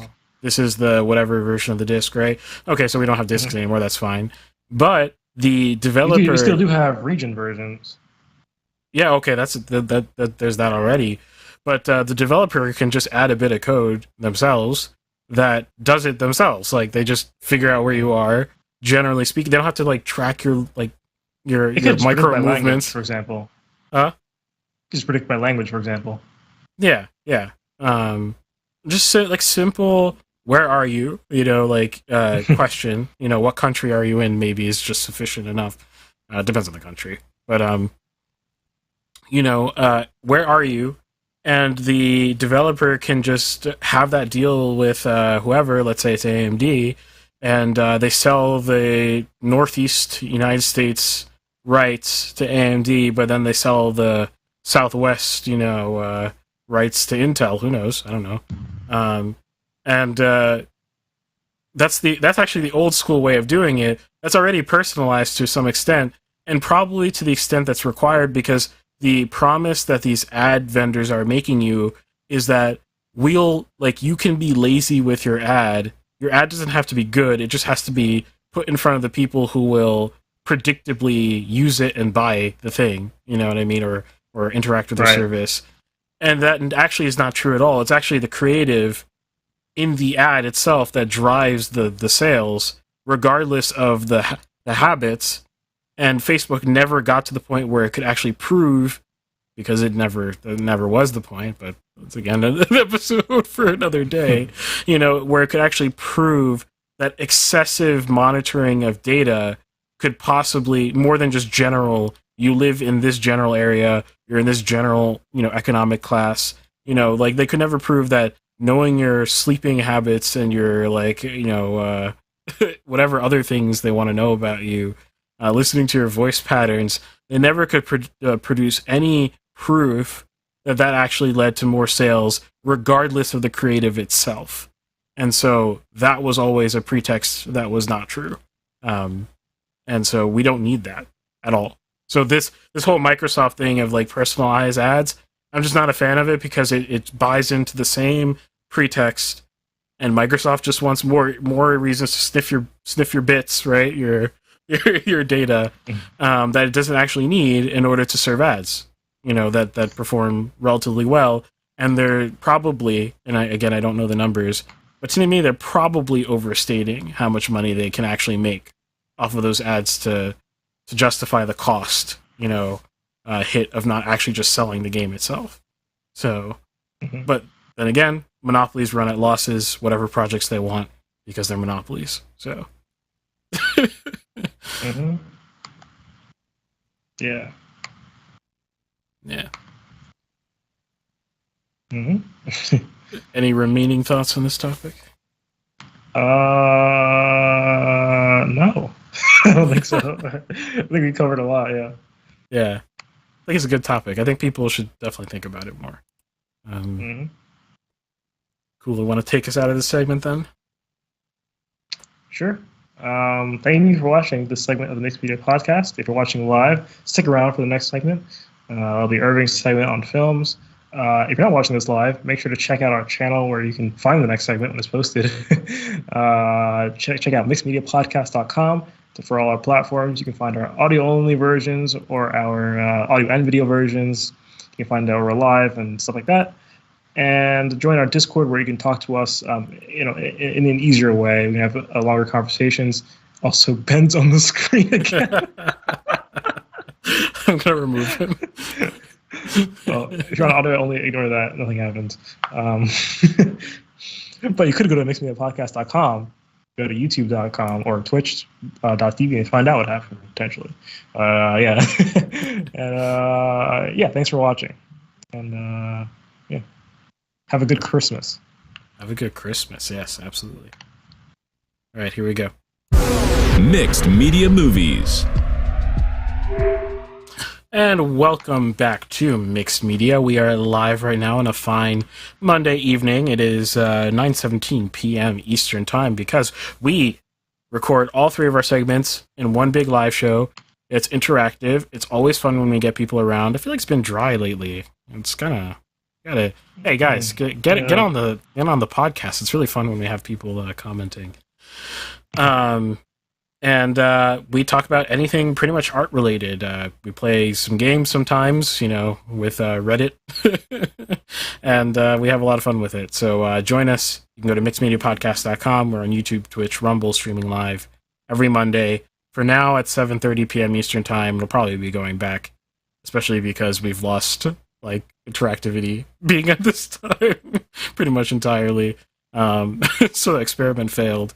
And we'll probably go back to our 9:30 p.m. Eastern Time later. So, yeah, keep an eye out for that. But for today, actually, before I introduce the topic, we should introduce ourselves. So, my name is Irving Nestor. I'm a filmmaker and media entrepreneur. I'm Nathan Nestor. I'm a 3D modeler and video game developer. Yes, and Ben is usually with us, but he's away right now. spending some time with family, which is good. And so it's just us two. The topic for today is kind of a semi-continuation of the topic from last time I had a long-form discussion topic, which was about Myers-Briggs and writing characters better. So if you want to check that out, definitely go just search Myers-Briggs or MBTI or something like that, and it'll come up. As you know, I like to talk about writing a lot, and that was a fun topic, minus all the technical difficulties that happened. But this time, we have an interesting application, essentially, of that topic. I was at my family's house with Nathan, and Nathan actually saw for the first time It's a Wonderful Life. It's one of my favorite movies of all time. It was a good movie, yes. Yes. And always brings virtually brings me to tears every single time I watch it. And I highly recommend it, so 5 out of 5 for me.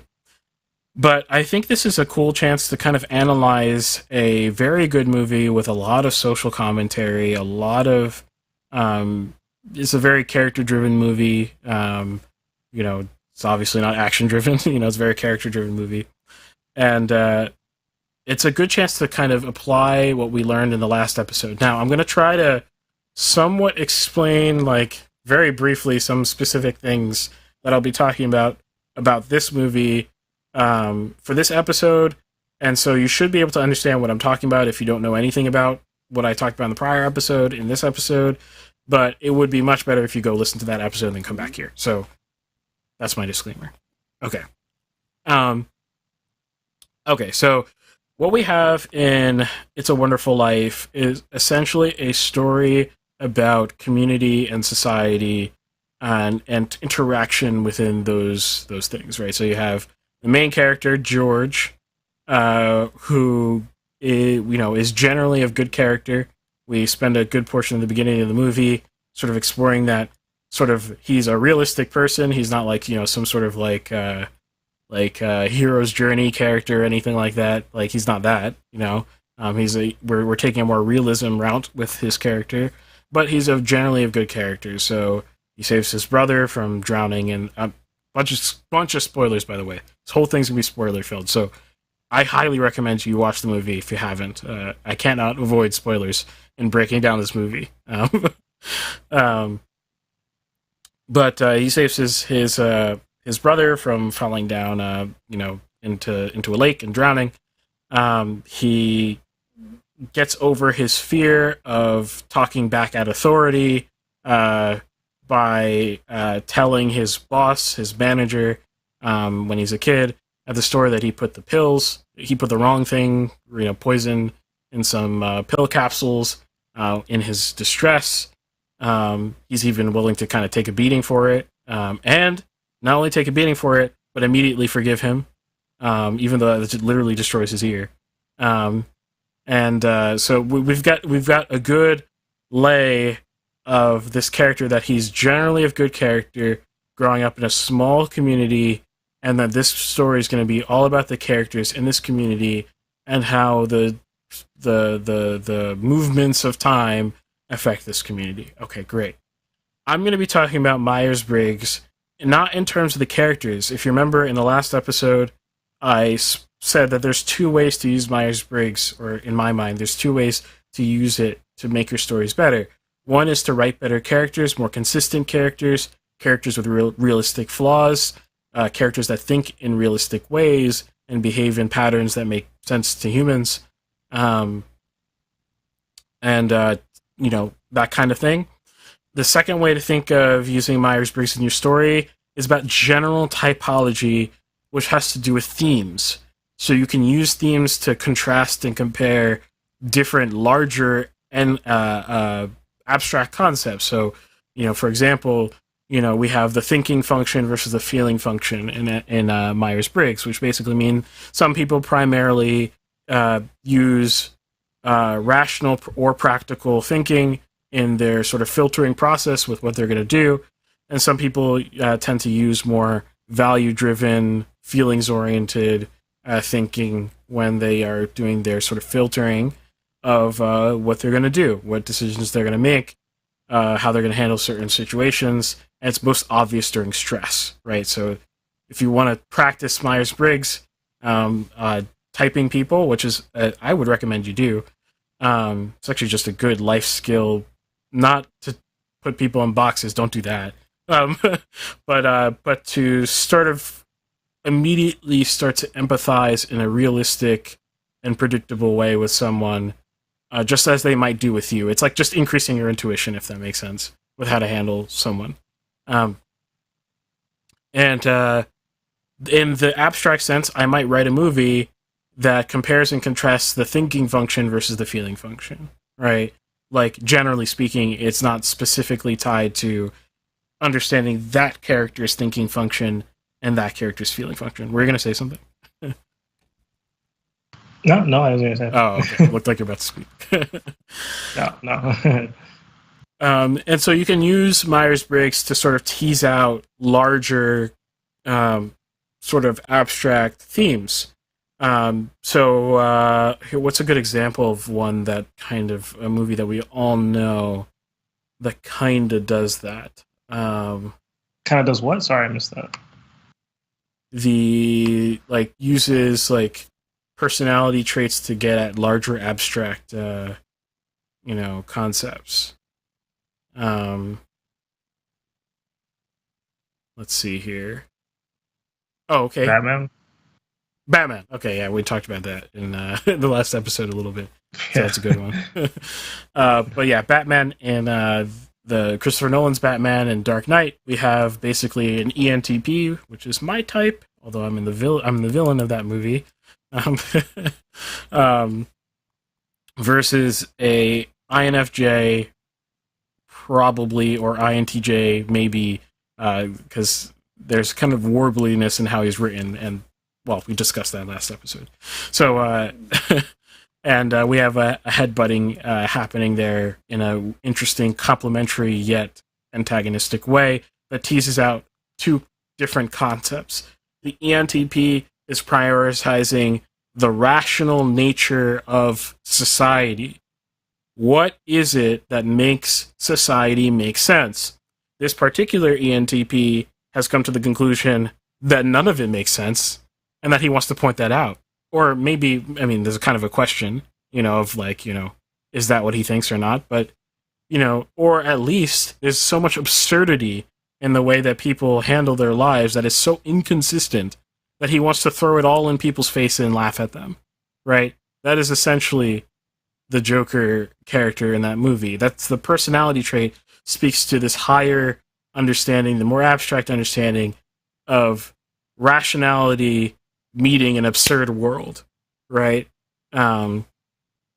Whereas the Batman character is much more practical. He's much more his thinking function, and I think most of the movie paints him as an INTJ. So his thinking function is externally oriented. So he's more caring of the practical. How do I solve problem X, right? So that might mean beating the crap out of someone. That might mean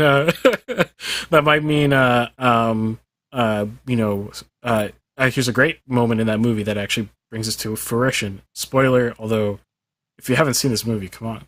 Oh, you haven't seen this movie, right, Nathan? No, I just kind of know everything about the movie. Just over time, over time, you get little seeds of oh yeah, this thing that happens in the movie is just, and eventually I think I can just reconstruct the movie in my mind. It's okay. There's nothing like watching the movie anyway. So, okay. In any case, there's a point in the movie where Batman decides that it's okay to spy on everyone in order to find the Joker so that he can stop him from doing his next little plot, right? I actually didn't know about that one, to be honest. Oh, wow, okay. It's actually a reference to the actual the cultural reference is to the Patriot Act, actually. And Christopher Nolan's doing some commentary on terrorism and stuff like that, and it's interesting, and that's a whole other talk for another day. But that's the practical TE being like, I'll do anything to achieve the goal that's in front of me, and I've chosen that my values, my goal, is to stop anything, violent from happening, people from dying, this general sense of the moral that's like somewhat natural, so kind of natural law understanding of what's moral, and I'm just going to achieve that, regardless of what the Joker says. If he starts making, saying philosophical points that seem to contradict my worldview and throw my own absurdity in my own face, I'm just gonna ram right through it. You know what I mean? Like I'm not gonna preoccupy my mind with such disturbing thoughts. I'm just gonna punch my way to victory, right? That's like sort of the Batman way in the Christopher Nolan series. And what that does when we put those two personality types together, it's not really about those personalities types as much as it is about a larger conversation, a larger abstract notion of chaos and order, right? That's one juxtaposition. The other juxtaposition is rational and practical, right? Like them coming into contact with each other. The other thing might be, reconciling the absurd in the society with the good that's still found within it, right? Like, so should we burn it all to the ground because it's so absurd, right? Or should we preserve the nugget of good even if we can't understand why it's so absurd? This is embodied in persons, right? It's not the whole plot structure, right, that makes this the most, that teases out the most. It's actually just the characterizations themselves that tease out these abstract concepts the most. So too is the case in It's a Wonderful Life. Maybe not as violently though. So in this one, I would say that, and there's many. This one is a very complex film. I could break it down in so many different ways. So I'm only going to pick one aspect to sort of break this one down, because I could sit here and talk about it forever. And this one aspect I hinted at is a problem in a lot of modern movies, especially because of a bias that we are very uncognizant of in our lives, which is the N versus S discrepancy. So if you weren't here for the last episode, N's are people who tend to go from the abstract down, right? So they tend to start from like abstract principles and work their way down to the concrete world. And then S's are the opposite. They tend to start from the concrete world and work themselves up to the abstract, right? So an S might come at a situation where the S sits in a field and sees all the beauty in the world, and all of a sudden it makes absolute sense that there is a God, right? Like that kind of way is like the S way, right?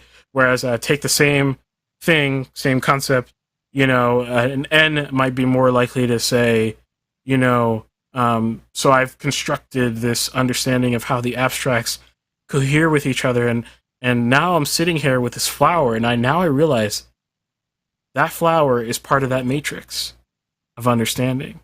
You know what I mean? That flower fits in that godly structure in my head. Yes, that's like a higher level view of N versus S. The way N versus S plays out in society is very interesting because it's the most unequal ratio of people out of all the types. So I versus E tends to be 50-50. T versus F in the whole world, by the way. So actually the distributions change per country, interestingly enough. But in terms of like the global average, I versus E, half and half. T versus F is roughly half and half. I think there's a slight leaning towards F if I remember correctly, but it might be like literally like 3% or something like that. More Fs or something like that. And then J versus P is a little bit more. There's a little bit more J's than P's. There's a lot of interesting things about that, but it's something more like there are like 7% more J's than there are P's, right? Whereas with N versus S, it's like a stark difference. 2/3 of people are S's, 1/3 of people are N's. Drastic difference, right?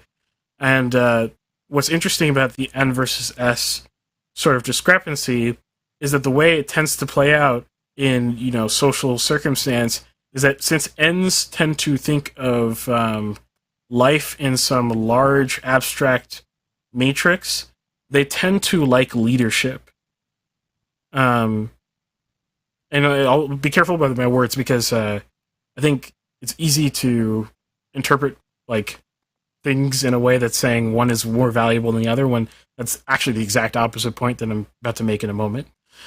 But N's tend to, they both lead in life, but N's tend to like to reach for the highest position of leadership, within their sort of goal, complex.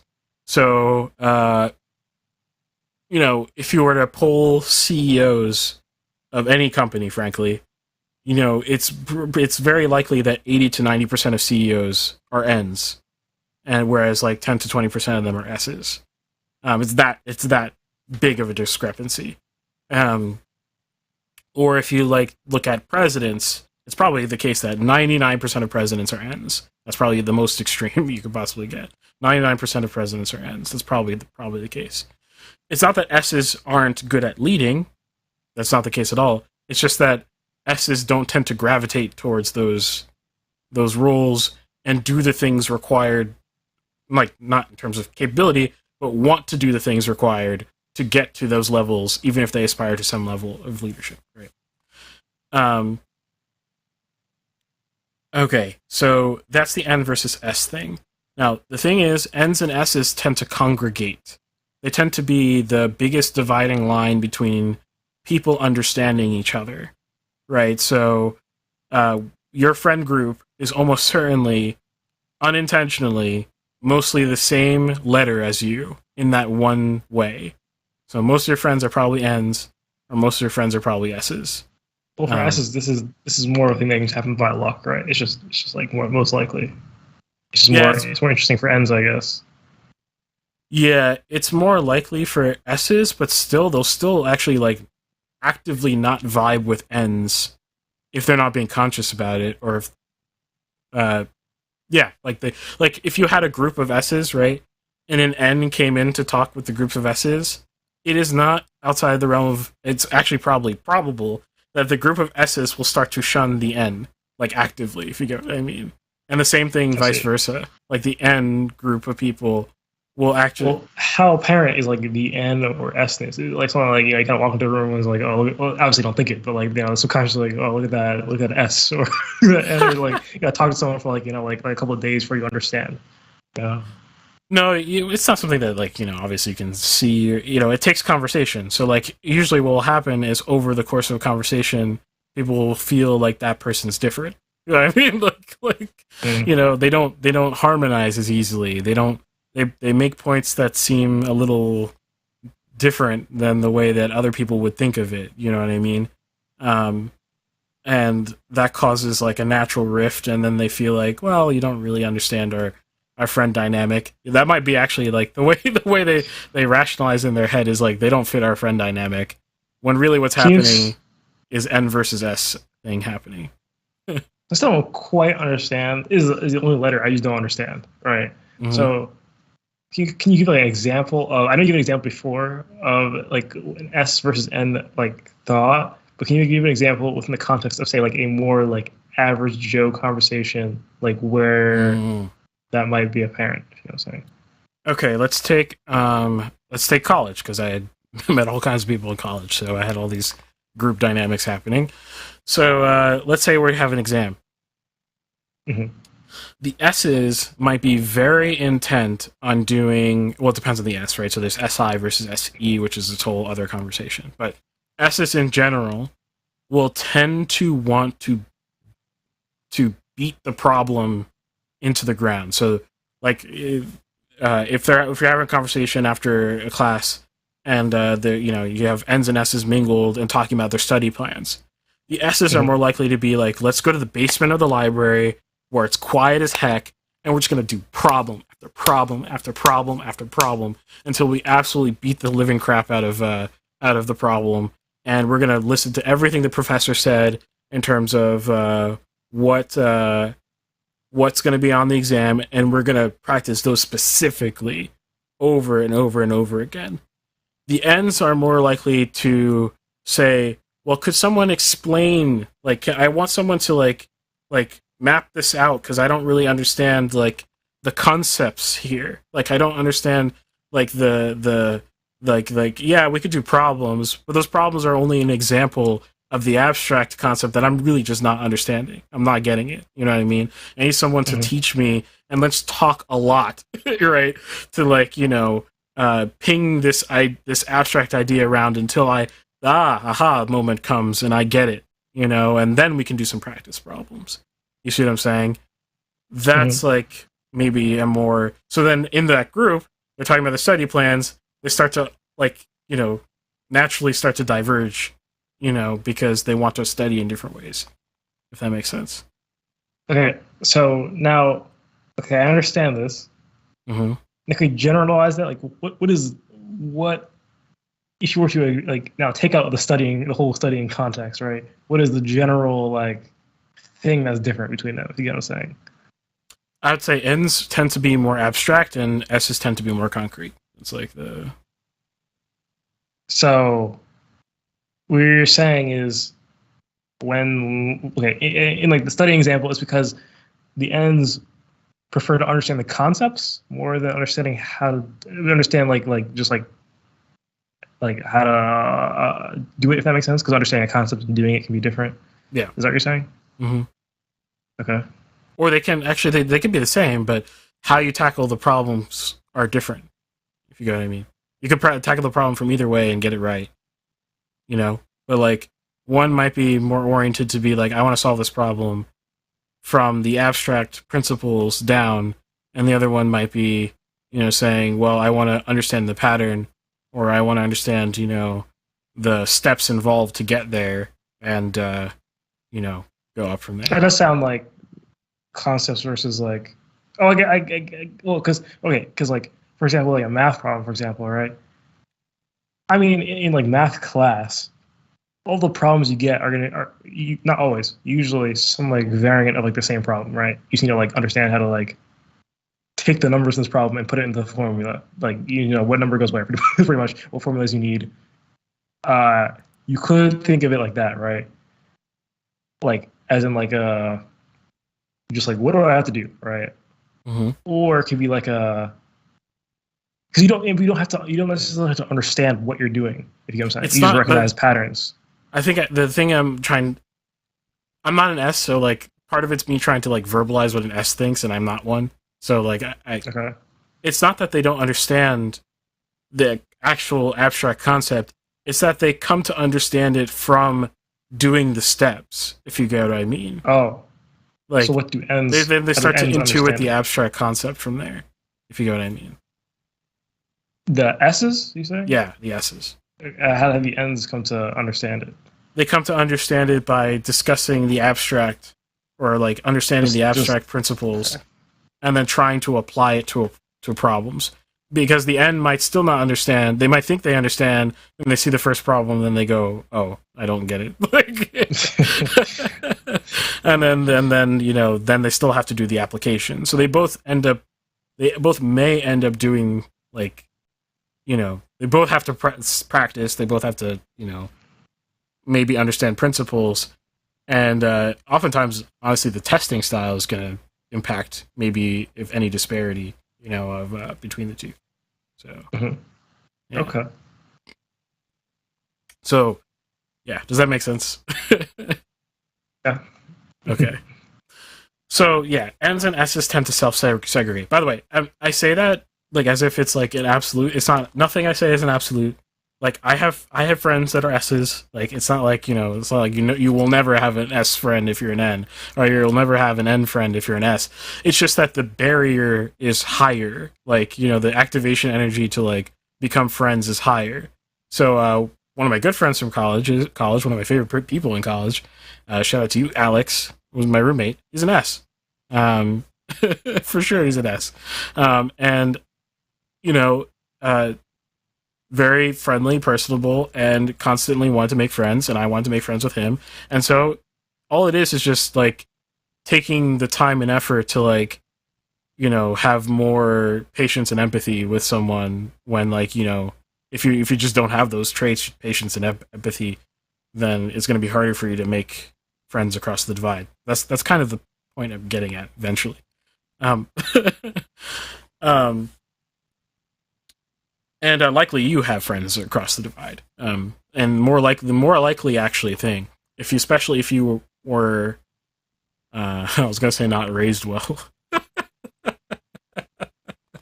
But if you're not particularly, if you're not particularly virtuous, you might find that the people who you vibe that you have across the aisle relationships, across the NS divide relationships with, tend to be more from your childhood when those differences matter less.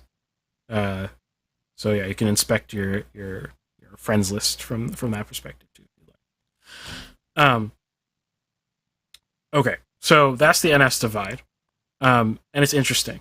Now, Ns, especially today, but throughout all of history, but especially today in the United States, and I would say throughout the whole world, and I'm pooping on my own people here, Ns tend to oppress S's.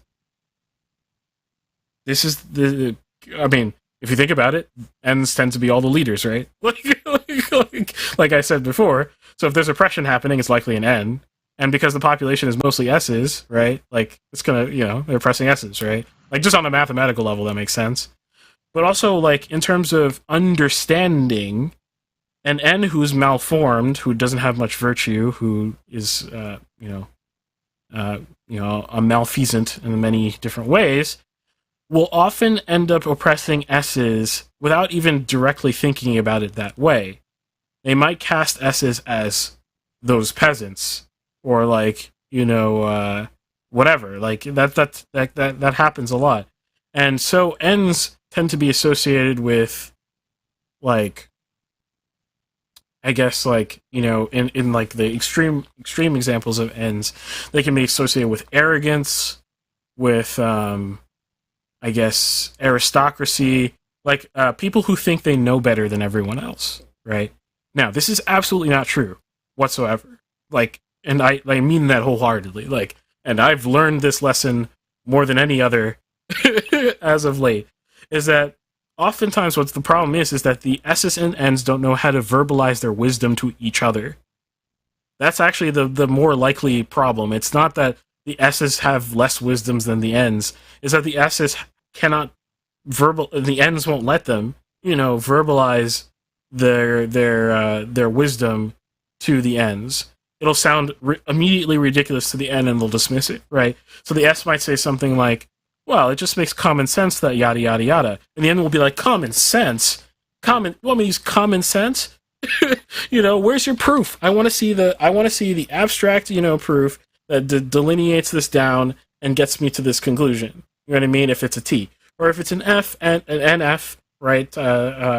Pair, it might be something more like, I want to see like how you get from these abstract ethics, right? These concepts of law and belonging. You gotta get those things to jive well. You can't just use common sense. The S didn't mean it that way, though. They didn't mean like, like, I don't need to prove this. That's actually not what they meant at all. You know what I mean? The S is just saying, it clicks from experience, but I can prove it from that experience, right? That could be one way to think about it. So the S may have seen this situation 10,000 times, intuited the pattern, put the pattern together, created wisdom from that, and wanted to share it, with the N. And the N has bad pattern recognition, terrible pattern recognition, doesn't notice any patterns in history. Does that sound familiar? Anyway, they don't tend to notice, like, things repeating themselves, you know what I mean? Or, like, whatever. Whereas the S is very in tune with that. So the S, well, all they were saying, it just makes common sense. And the N just goes, no common sense allowed in my household. But the S wasn't trying to say, shut up and listen to me just proof by assertion. That's not what they were trying to say at all, right? The same can happen in reverse, but the same happens in reverse for sure, I should say. But what ends up typically happening is that the N's have the power, right? So they end up using that power to oppress the S's. So, yeah, that's the NS divide.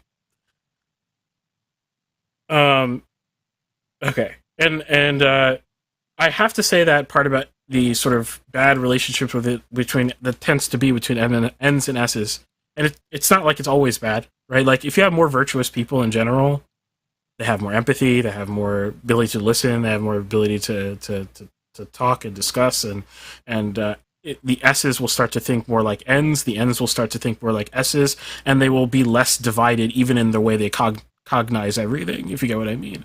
The N's will be better at pattern recognition, and the S's will understand abstract concepts better. You know what I mean? Like, so if you have a more virtuous society, it matters a lot less, this divide. The more degraded your society, the more it matters. We see this illustrated in Bedford Falls, and it's a Wonderful Life. And how this applies is that our main character is an N. So forget his other characteristics. I think he's probably an ENFJ. I've kind of settled he's either that or an ENTJ, which are very different from each other, but I'd have to watch it thinking about it a little bit harder next time. If he's even consistently written enough to have one versus the other type. But he's an N. That's all that matters for the purposes of theme. His brother is an S. And most people around him are S's, because that makes sense. That's how society works. His wife is also an N. Okay. And his dad was an S. These are the things that are important. Dad S, EN, wife N, brother S, society S. Pretty much, right? That's the breakdown. Potter N. Villain N. Right? Okay.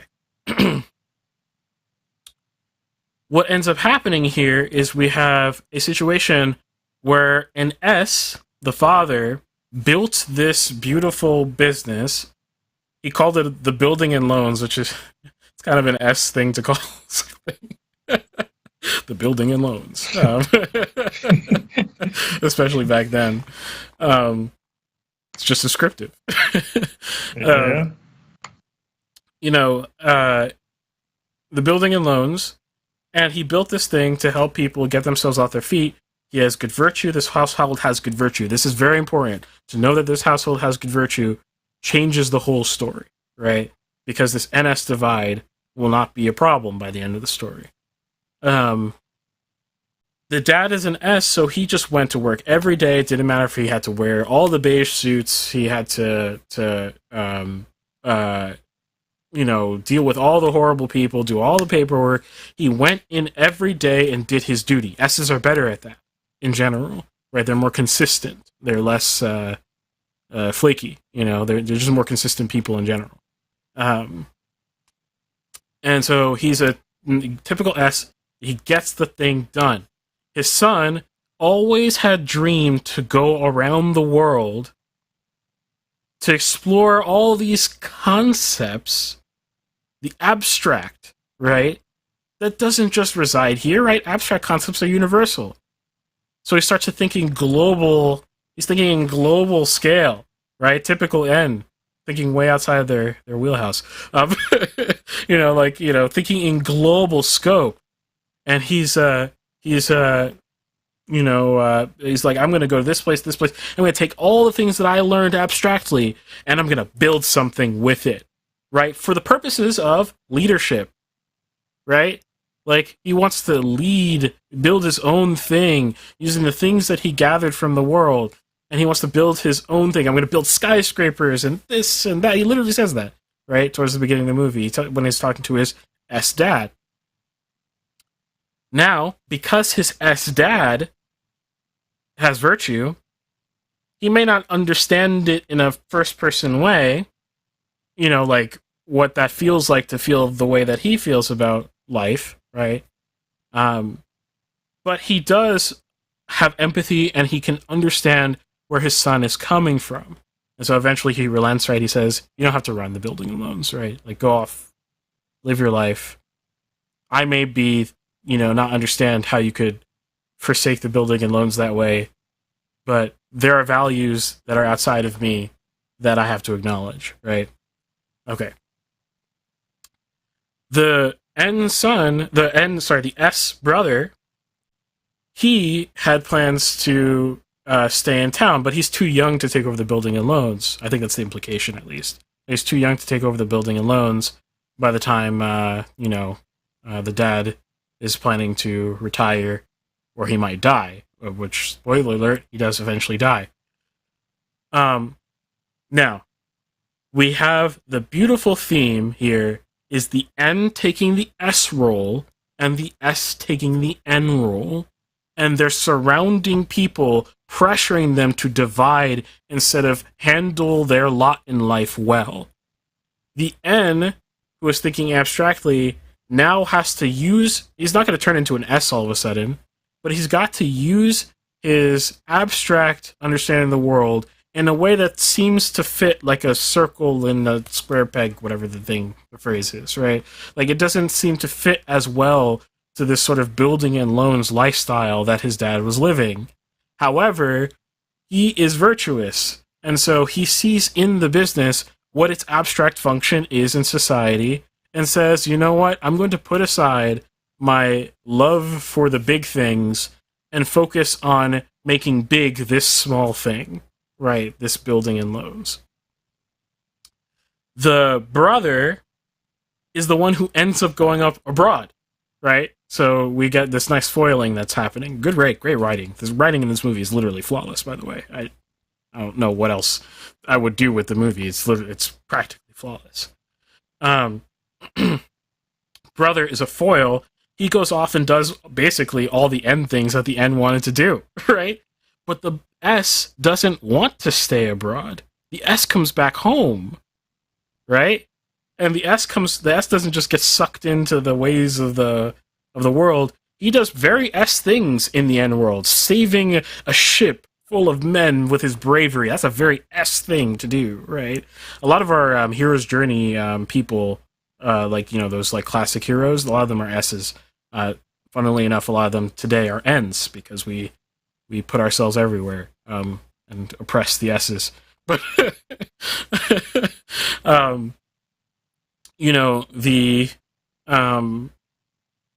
brother does a bunch of S things in this sort of N concept, and it comes home and is offered the N-type job, you want to lead this division, whatever. And it's just like, it is a good job. I have a wife. I want to do duty and all these things, very S-type topics. And the brother, the main character, George, when his brother comes back, he realizes again that he needs to give up his greater, bigger ideas for the sake of the smaller town. Even if he feels off, he can offer his talents in a different way, right? That's what he realized. I can offer my talents in a different way. I can offer my brain in a different way. The way I cognize things in a different way. His wife is the foil to the brother. So there's more foiling happening because the wife goes abroad as well, but she's an actual N, right? So she's an N and she goes abroad as well, just like the brother. But she comes back not for the same reason as the brother. The S comes back more for loyalty and family and stuff like that, a sense of belonging and things like that. The N comes back because the N didn't like what it saw when it went abroad. It was like... I didn't actually notice that. Notice what? We're talking about the main character's sister-in-law? The main character's wife. Where'd she go away? Mary. Oh, she went away college. Was it for college? Yeah, it was for college. Okay. Yeah. I'm thinking later in the movie. Okay. Yeah. She went away and just said, all this stuff is crap. I don't care. Like, I don't care about any... Like, I went to college and I just didn't care. I came back, not because of a sense of loyalty or whatever. I could have gone off, had a rich husband and, like, whatever. But I came back because I like this better. It's a different vibe, right? Like, when the end comes back, it's a different vibe. And she foils off both the brother and the main character, George. So they now we have, like, some triple foiling happening. Essentially. Great writing. And so... Is foiling a writing term? I don't know what this means. Oh, yeah, it's a writing term. It basically just means two characters are very similar, except they differ in an important way. I'm actually using extremely loosely because usually foiling is like they're like almost pretty much the same, but they have one key difference, if you get what I mean.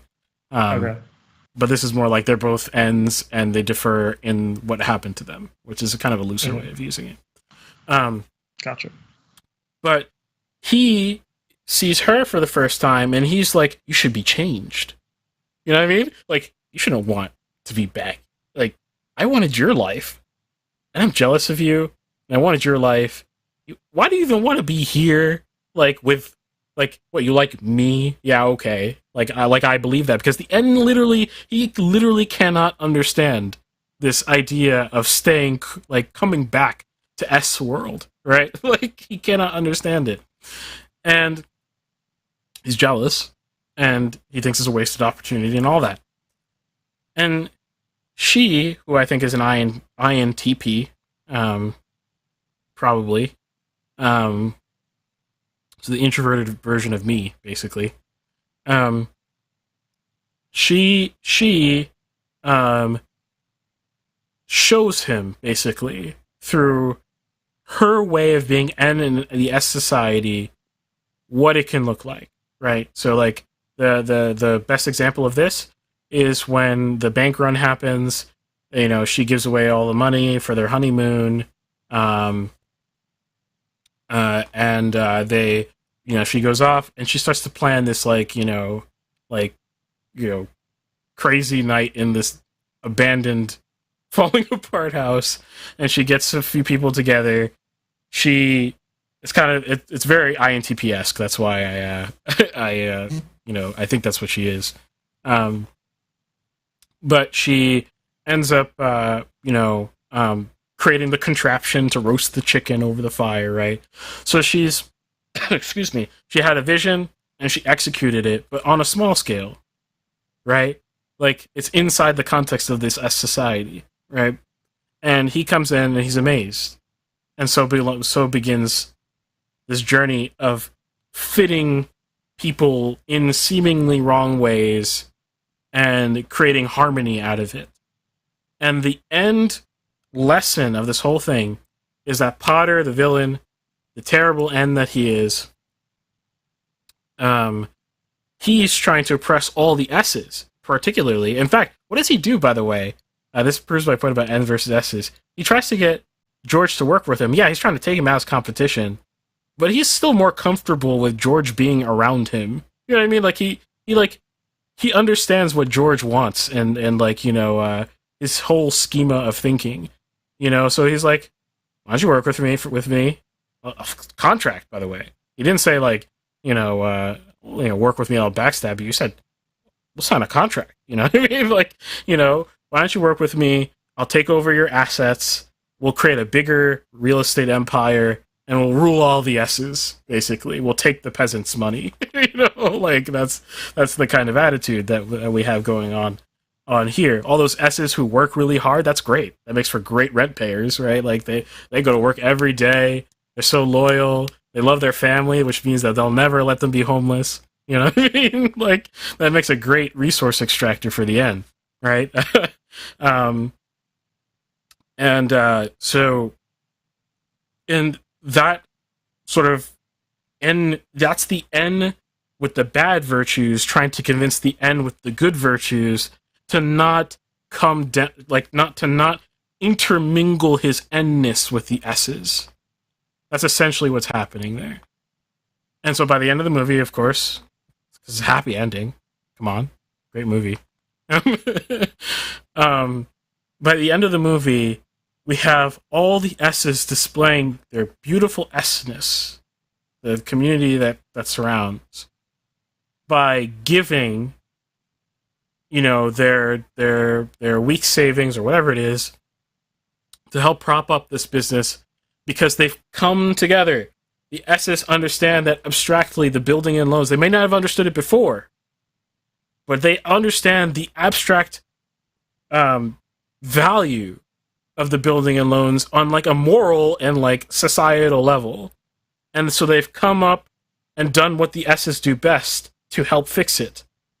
And the N has to come down from his abstract existential crisis, right? I'm worth more alive than dead.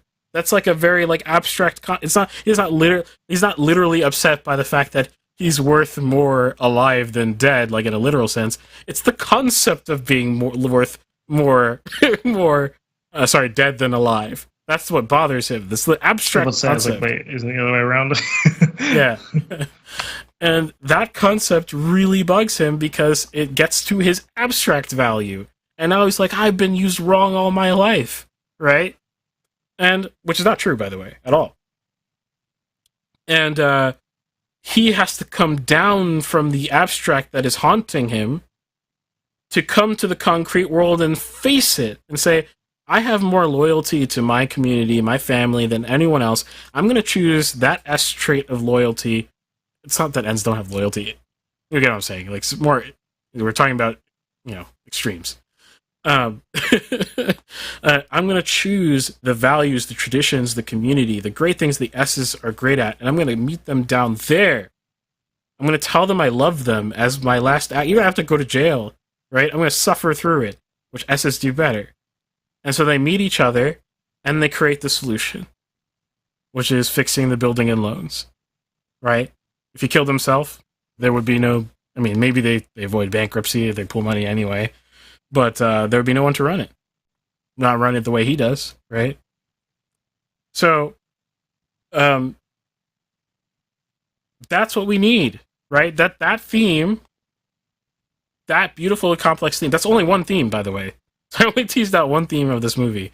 That one theme, that N versus S way of looking at it, can really help you write complex, rich, and beautiful human speaking to, right? It doesn't have to be N versus S.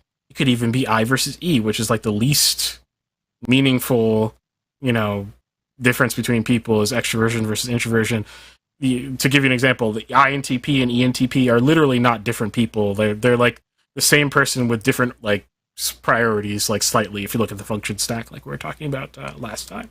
So I's and E's are like practically, it's not a big dividing line, but you can still exaggerate it and use it if you still want to and be like, this person is shunning everyone because they've been hurt, and this person is using other people because they've been hurt, right? It could be the same thing. You can use these traits to tease out larger themes and use your characters to create the themes instead of their actions, which can be interesting if you're interested in that. And you can create themes like the theme in It's a Wonderful World, which is so beautiful to me, meaningful to me, and I think a theme, frankly, that we need because we have N's making movies that only have N's in them practically, even though S's make up like 2/3 of the world. So that's looking at you, Marvel, by the way. Like all your heroes are N's, which is somewhat realistic to some degree, but then you'd give no S's any props, like in keeping society straight, which is like ludicrous. It's absolutely ludicrous.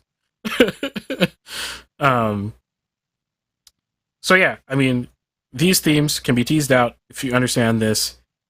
This whole discussion on Myers-Briggs fits in a wider discussion on typology.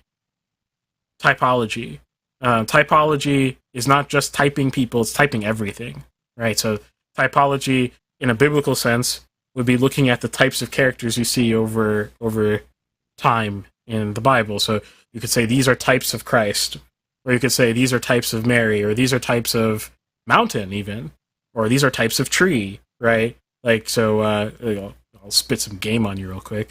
If you look at the tree theme throughout the Bible, the typology would be the tree of Adam and Eve, the tree of knowledge of good and evil. Then you have, later in Exodus, you have the pole with the serpent on it that Moses uses to heal people, which is a kind of tree in a typological sense, right?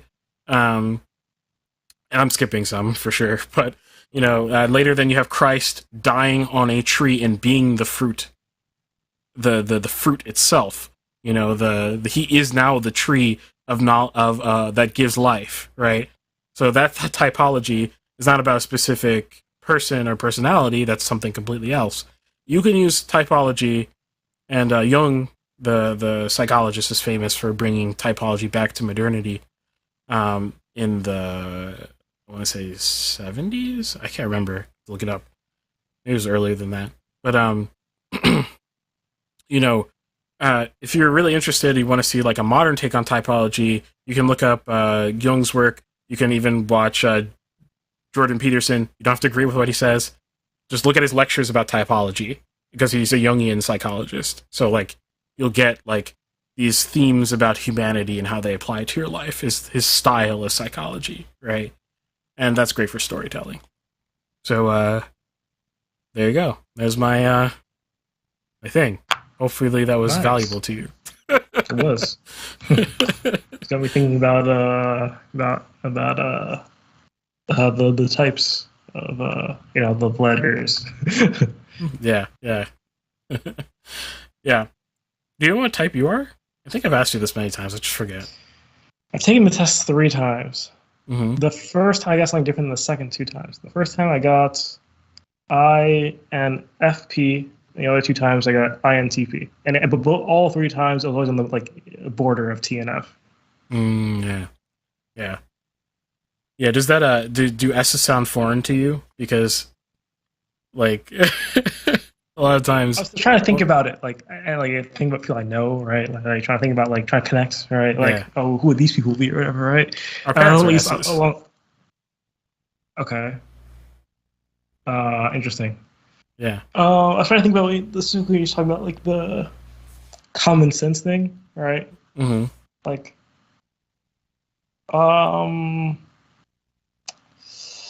What was I thinking? I feel like I think it was an instant something that happened, but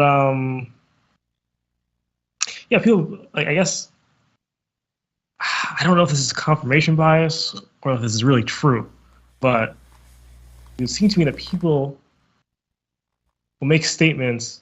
This definitely happens, specifically in my dorm. People will say things. I'm like, bro, how do you even know that? They just say things. I don't know if that's exactly what we're talking about here. But I was thinking about when you said the common sense thing. I consider myself, I guess, more questioning of things than the average person who just obviously it's a statement like apples, and I'm like, how do you even know that? I don't care. Okay, I believe you. Obviously, right? Yeah. It's something I don't know, I don't know. It's just anything that has any sort of weight to it, right? For example, something like a moral assertion or something like that. I'll be like, okay, where are you getting this from? Or something like that, right? And I always have this once again, I don't know. My camera battery died, by the way, so I'm going to stay frozen until the end of the episode. Okay. I don't know if this is an S versus N thing because I don't understand it well enough, but there's this thing I don't like when I'm talking to people, right, and I'm logicking things out or whatever, right? It always bothers me when I say something like, well, I feel like blah blah blah, right? Because it's really it's truly a feeling. I have no idea. Okay, I have an idea it's true, right? It's from observation and just heuristics and there's no my memory can fail me, right? For example, right? I could be remembering things wrong. I can have there's so many faulty things with that, right? So it's bothers me when I say I feel like this because I feel like I should have I just said it. But it would seem it would be a better way of wording it in my brain. It would seem that I should have a way I should be able to if I'm to believe something, I shouldn't just feel like it. If you know what I'm saying. I don't know if that has anything to do with this. I don't actually sure, but yeah. That's not quite it. That's not quite. That might be a lot of things because it's hard to diagnose that without teasing out what exactly is going on through your brain. You know what I mean? Mm-hmm. Because one thing that I think is underappreciated about Myers-Briggs is that it is actually about cognition.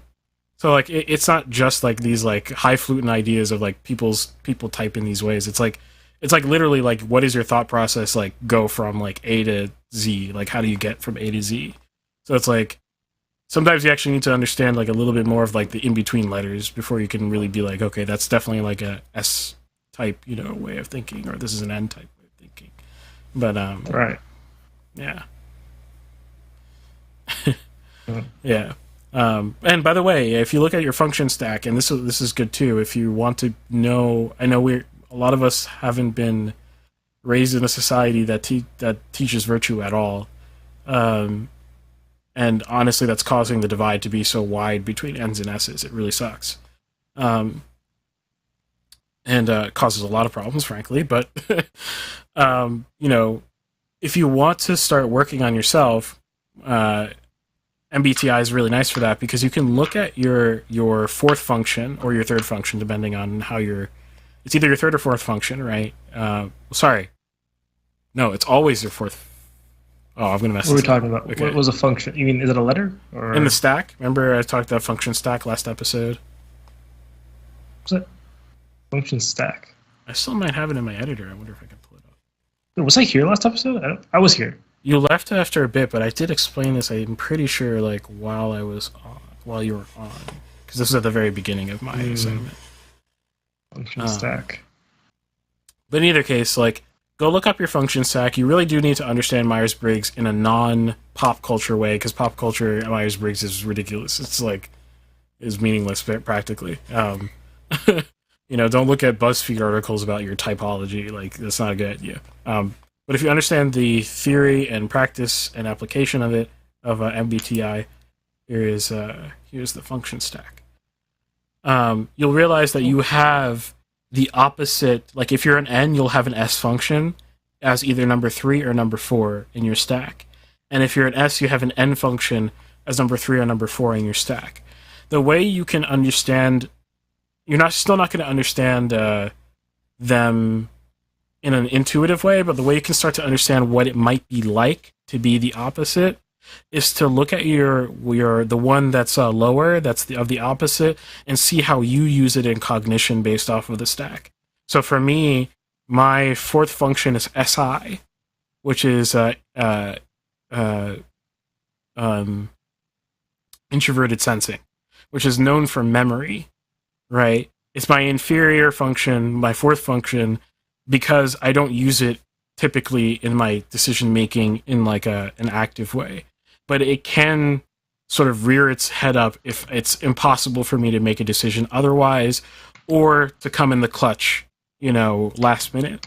An example of that in my real life would have been when I was doing competitive debate, right? So sometimes I might get stuck, or I might feel like I'm starting to get logically trapped, or I'm starting to like lose ground or whatever. SI, not actively, so I don't have a good intuition on it, but like in a sort of like instinctive way, will kick in and be like, here's a fact real quick. I don't remember where it came from. I don't remember where to find it in your binder, but here's a fact, and just say it. You know what I mean? Like that's SI, memory, inferior memory coming in the clutch, whenever I need it last minute. That might help you to understand a little bit more what an SI who uses that primarily, that's like their memory is like their primary driving decision making mechanism as part of that. It might help you to understand a little bit better what it might feel like to be an S, if you can imagine that. So it's always good to.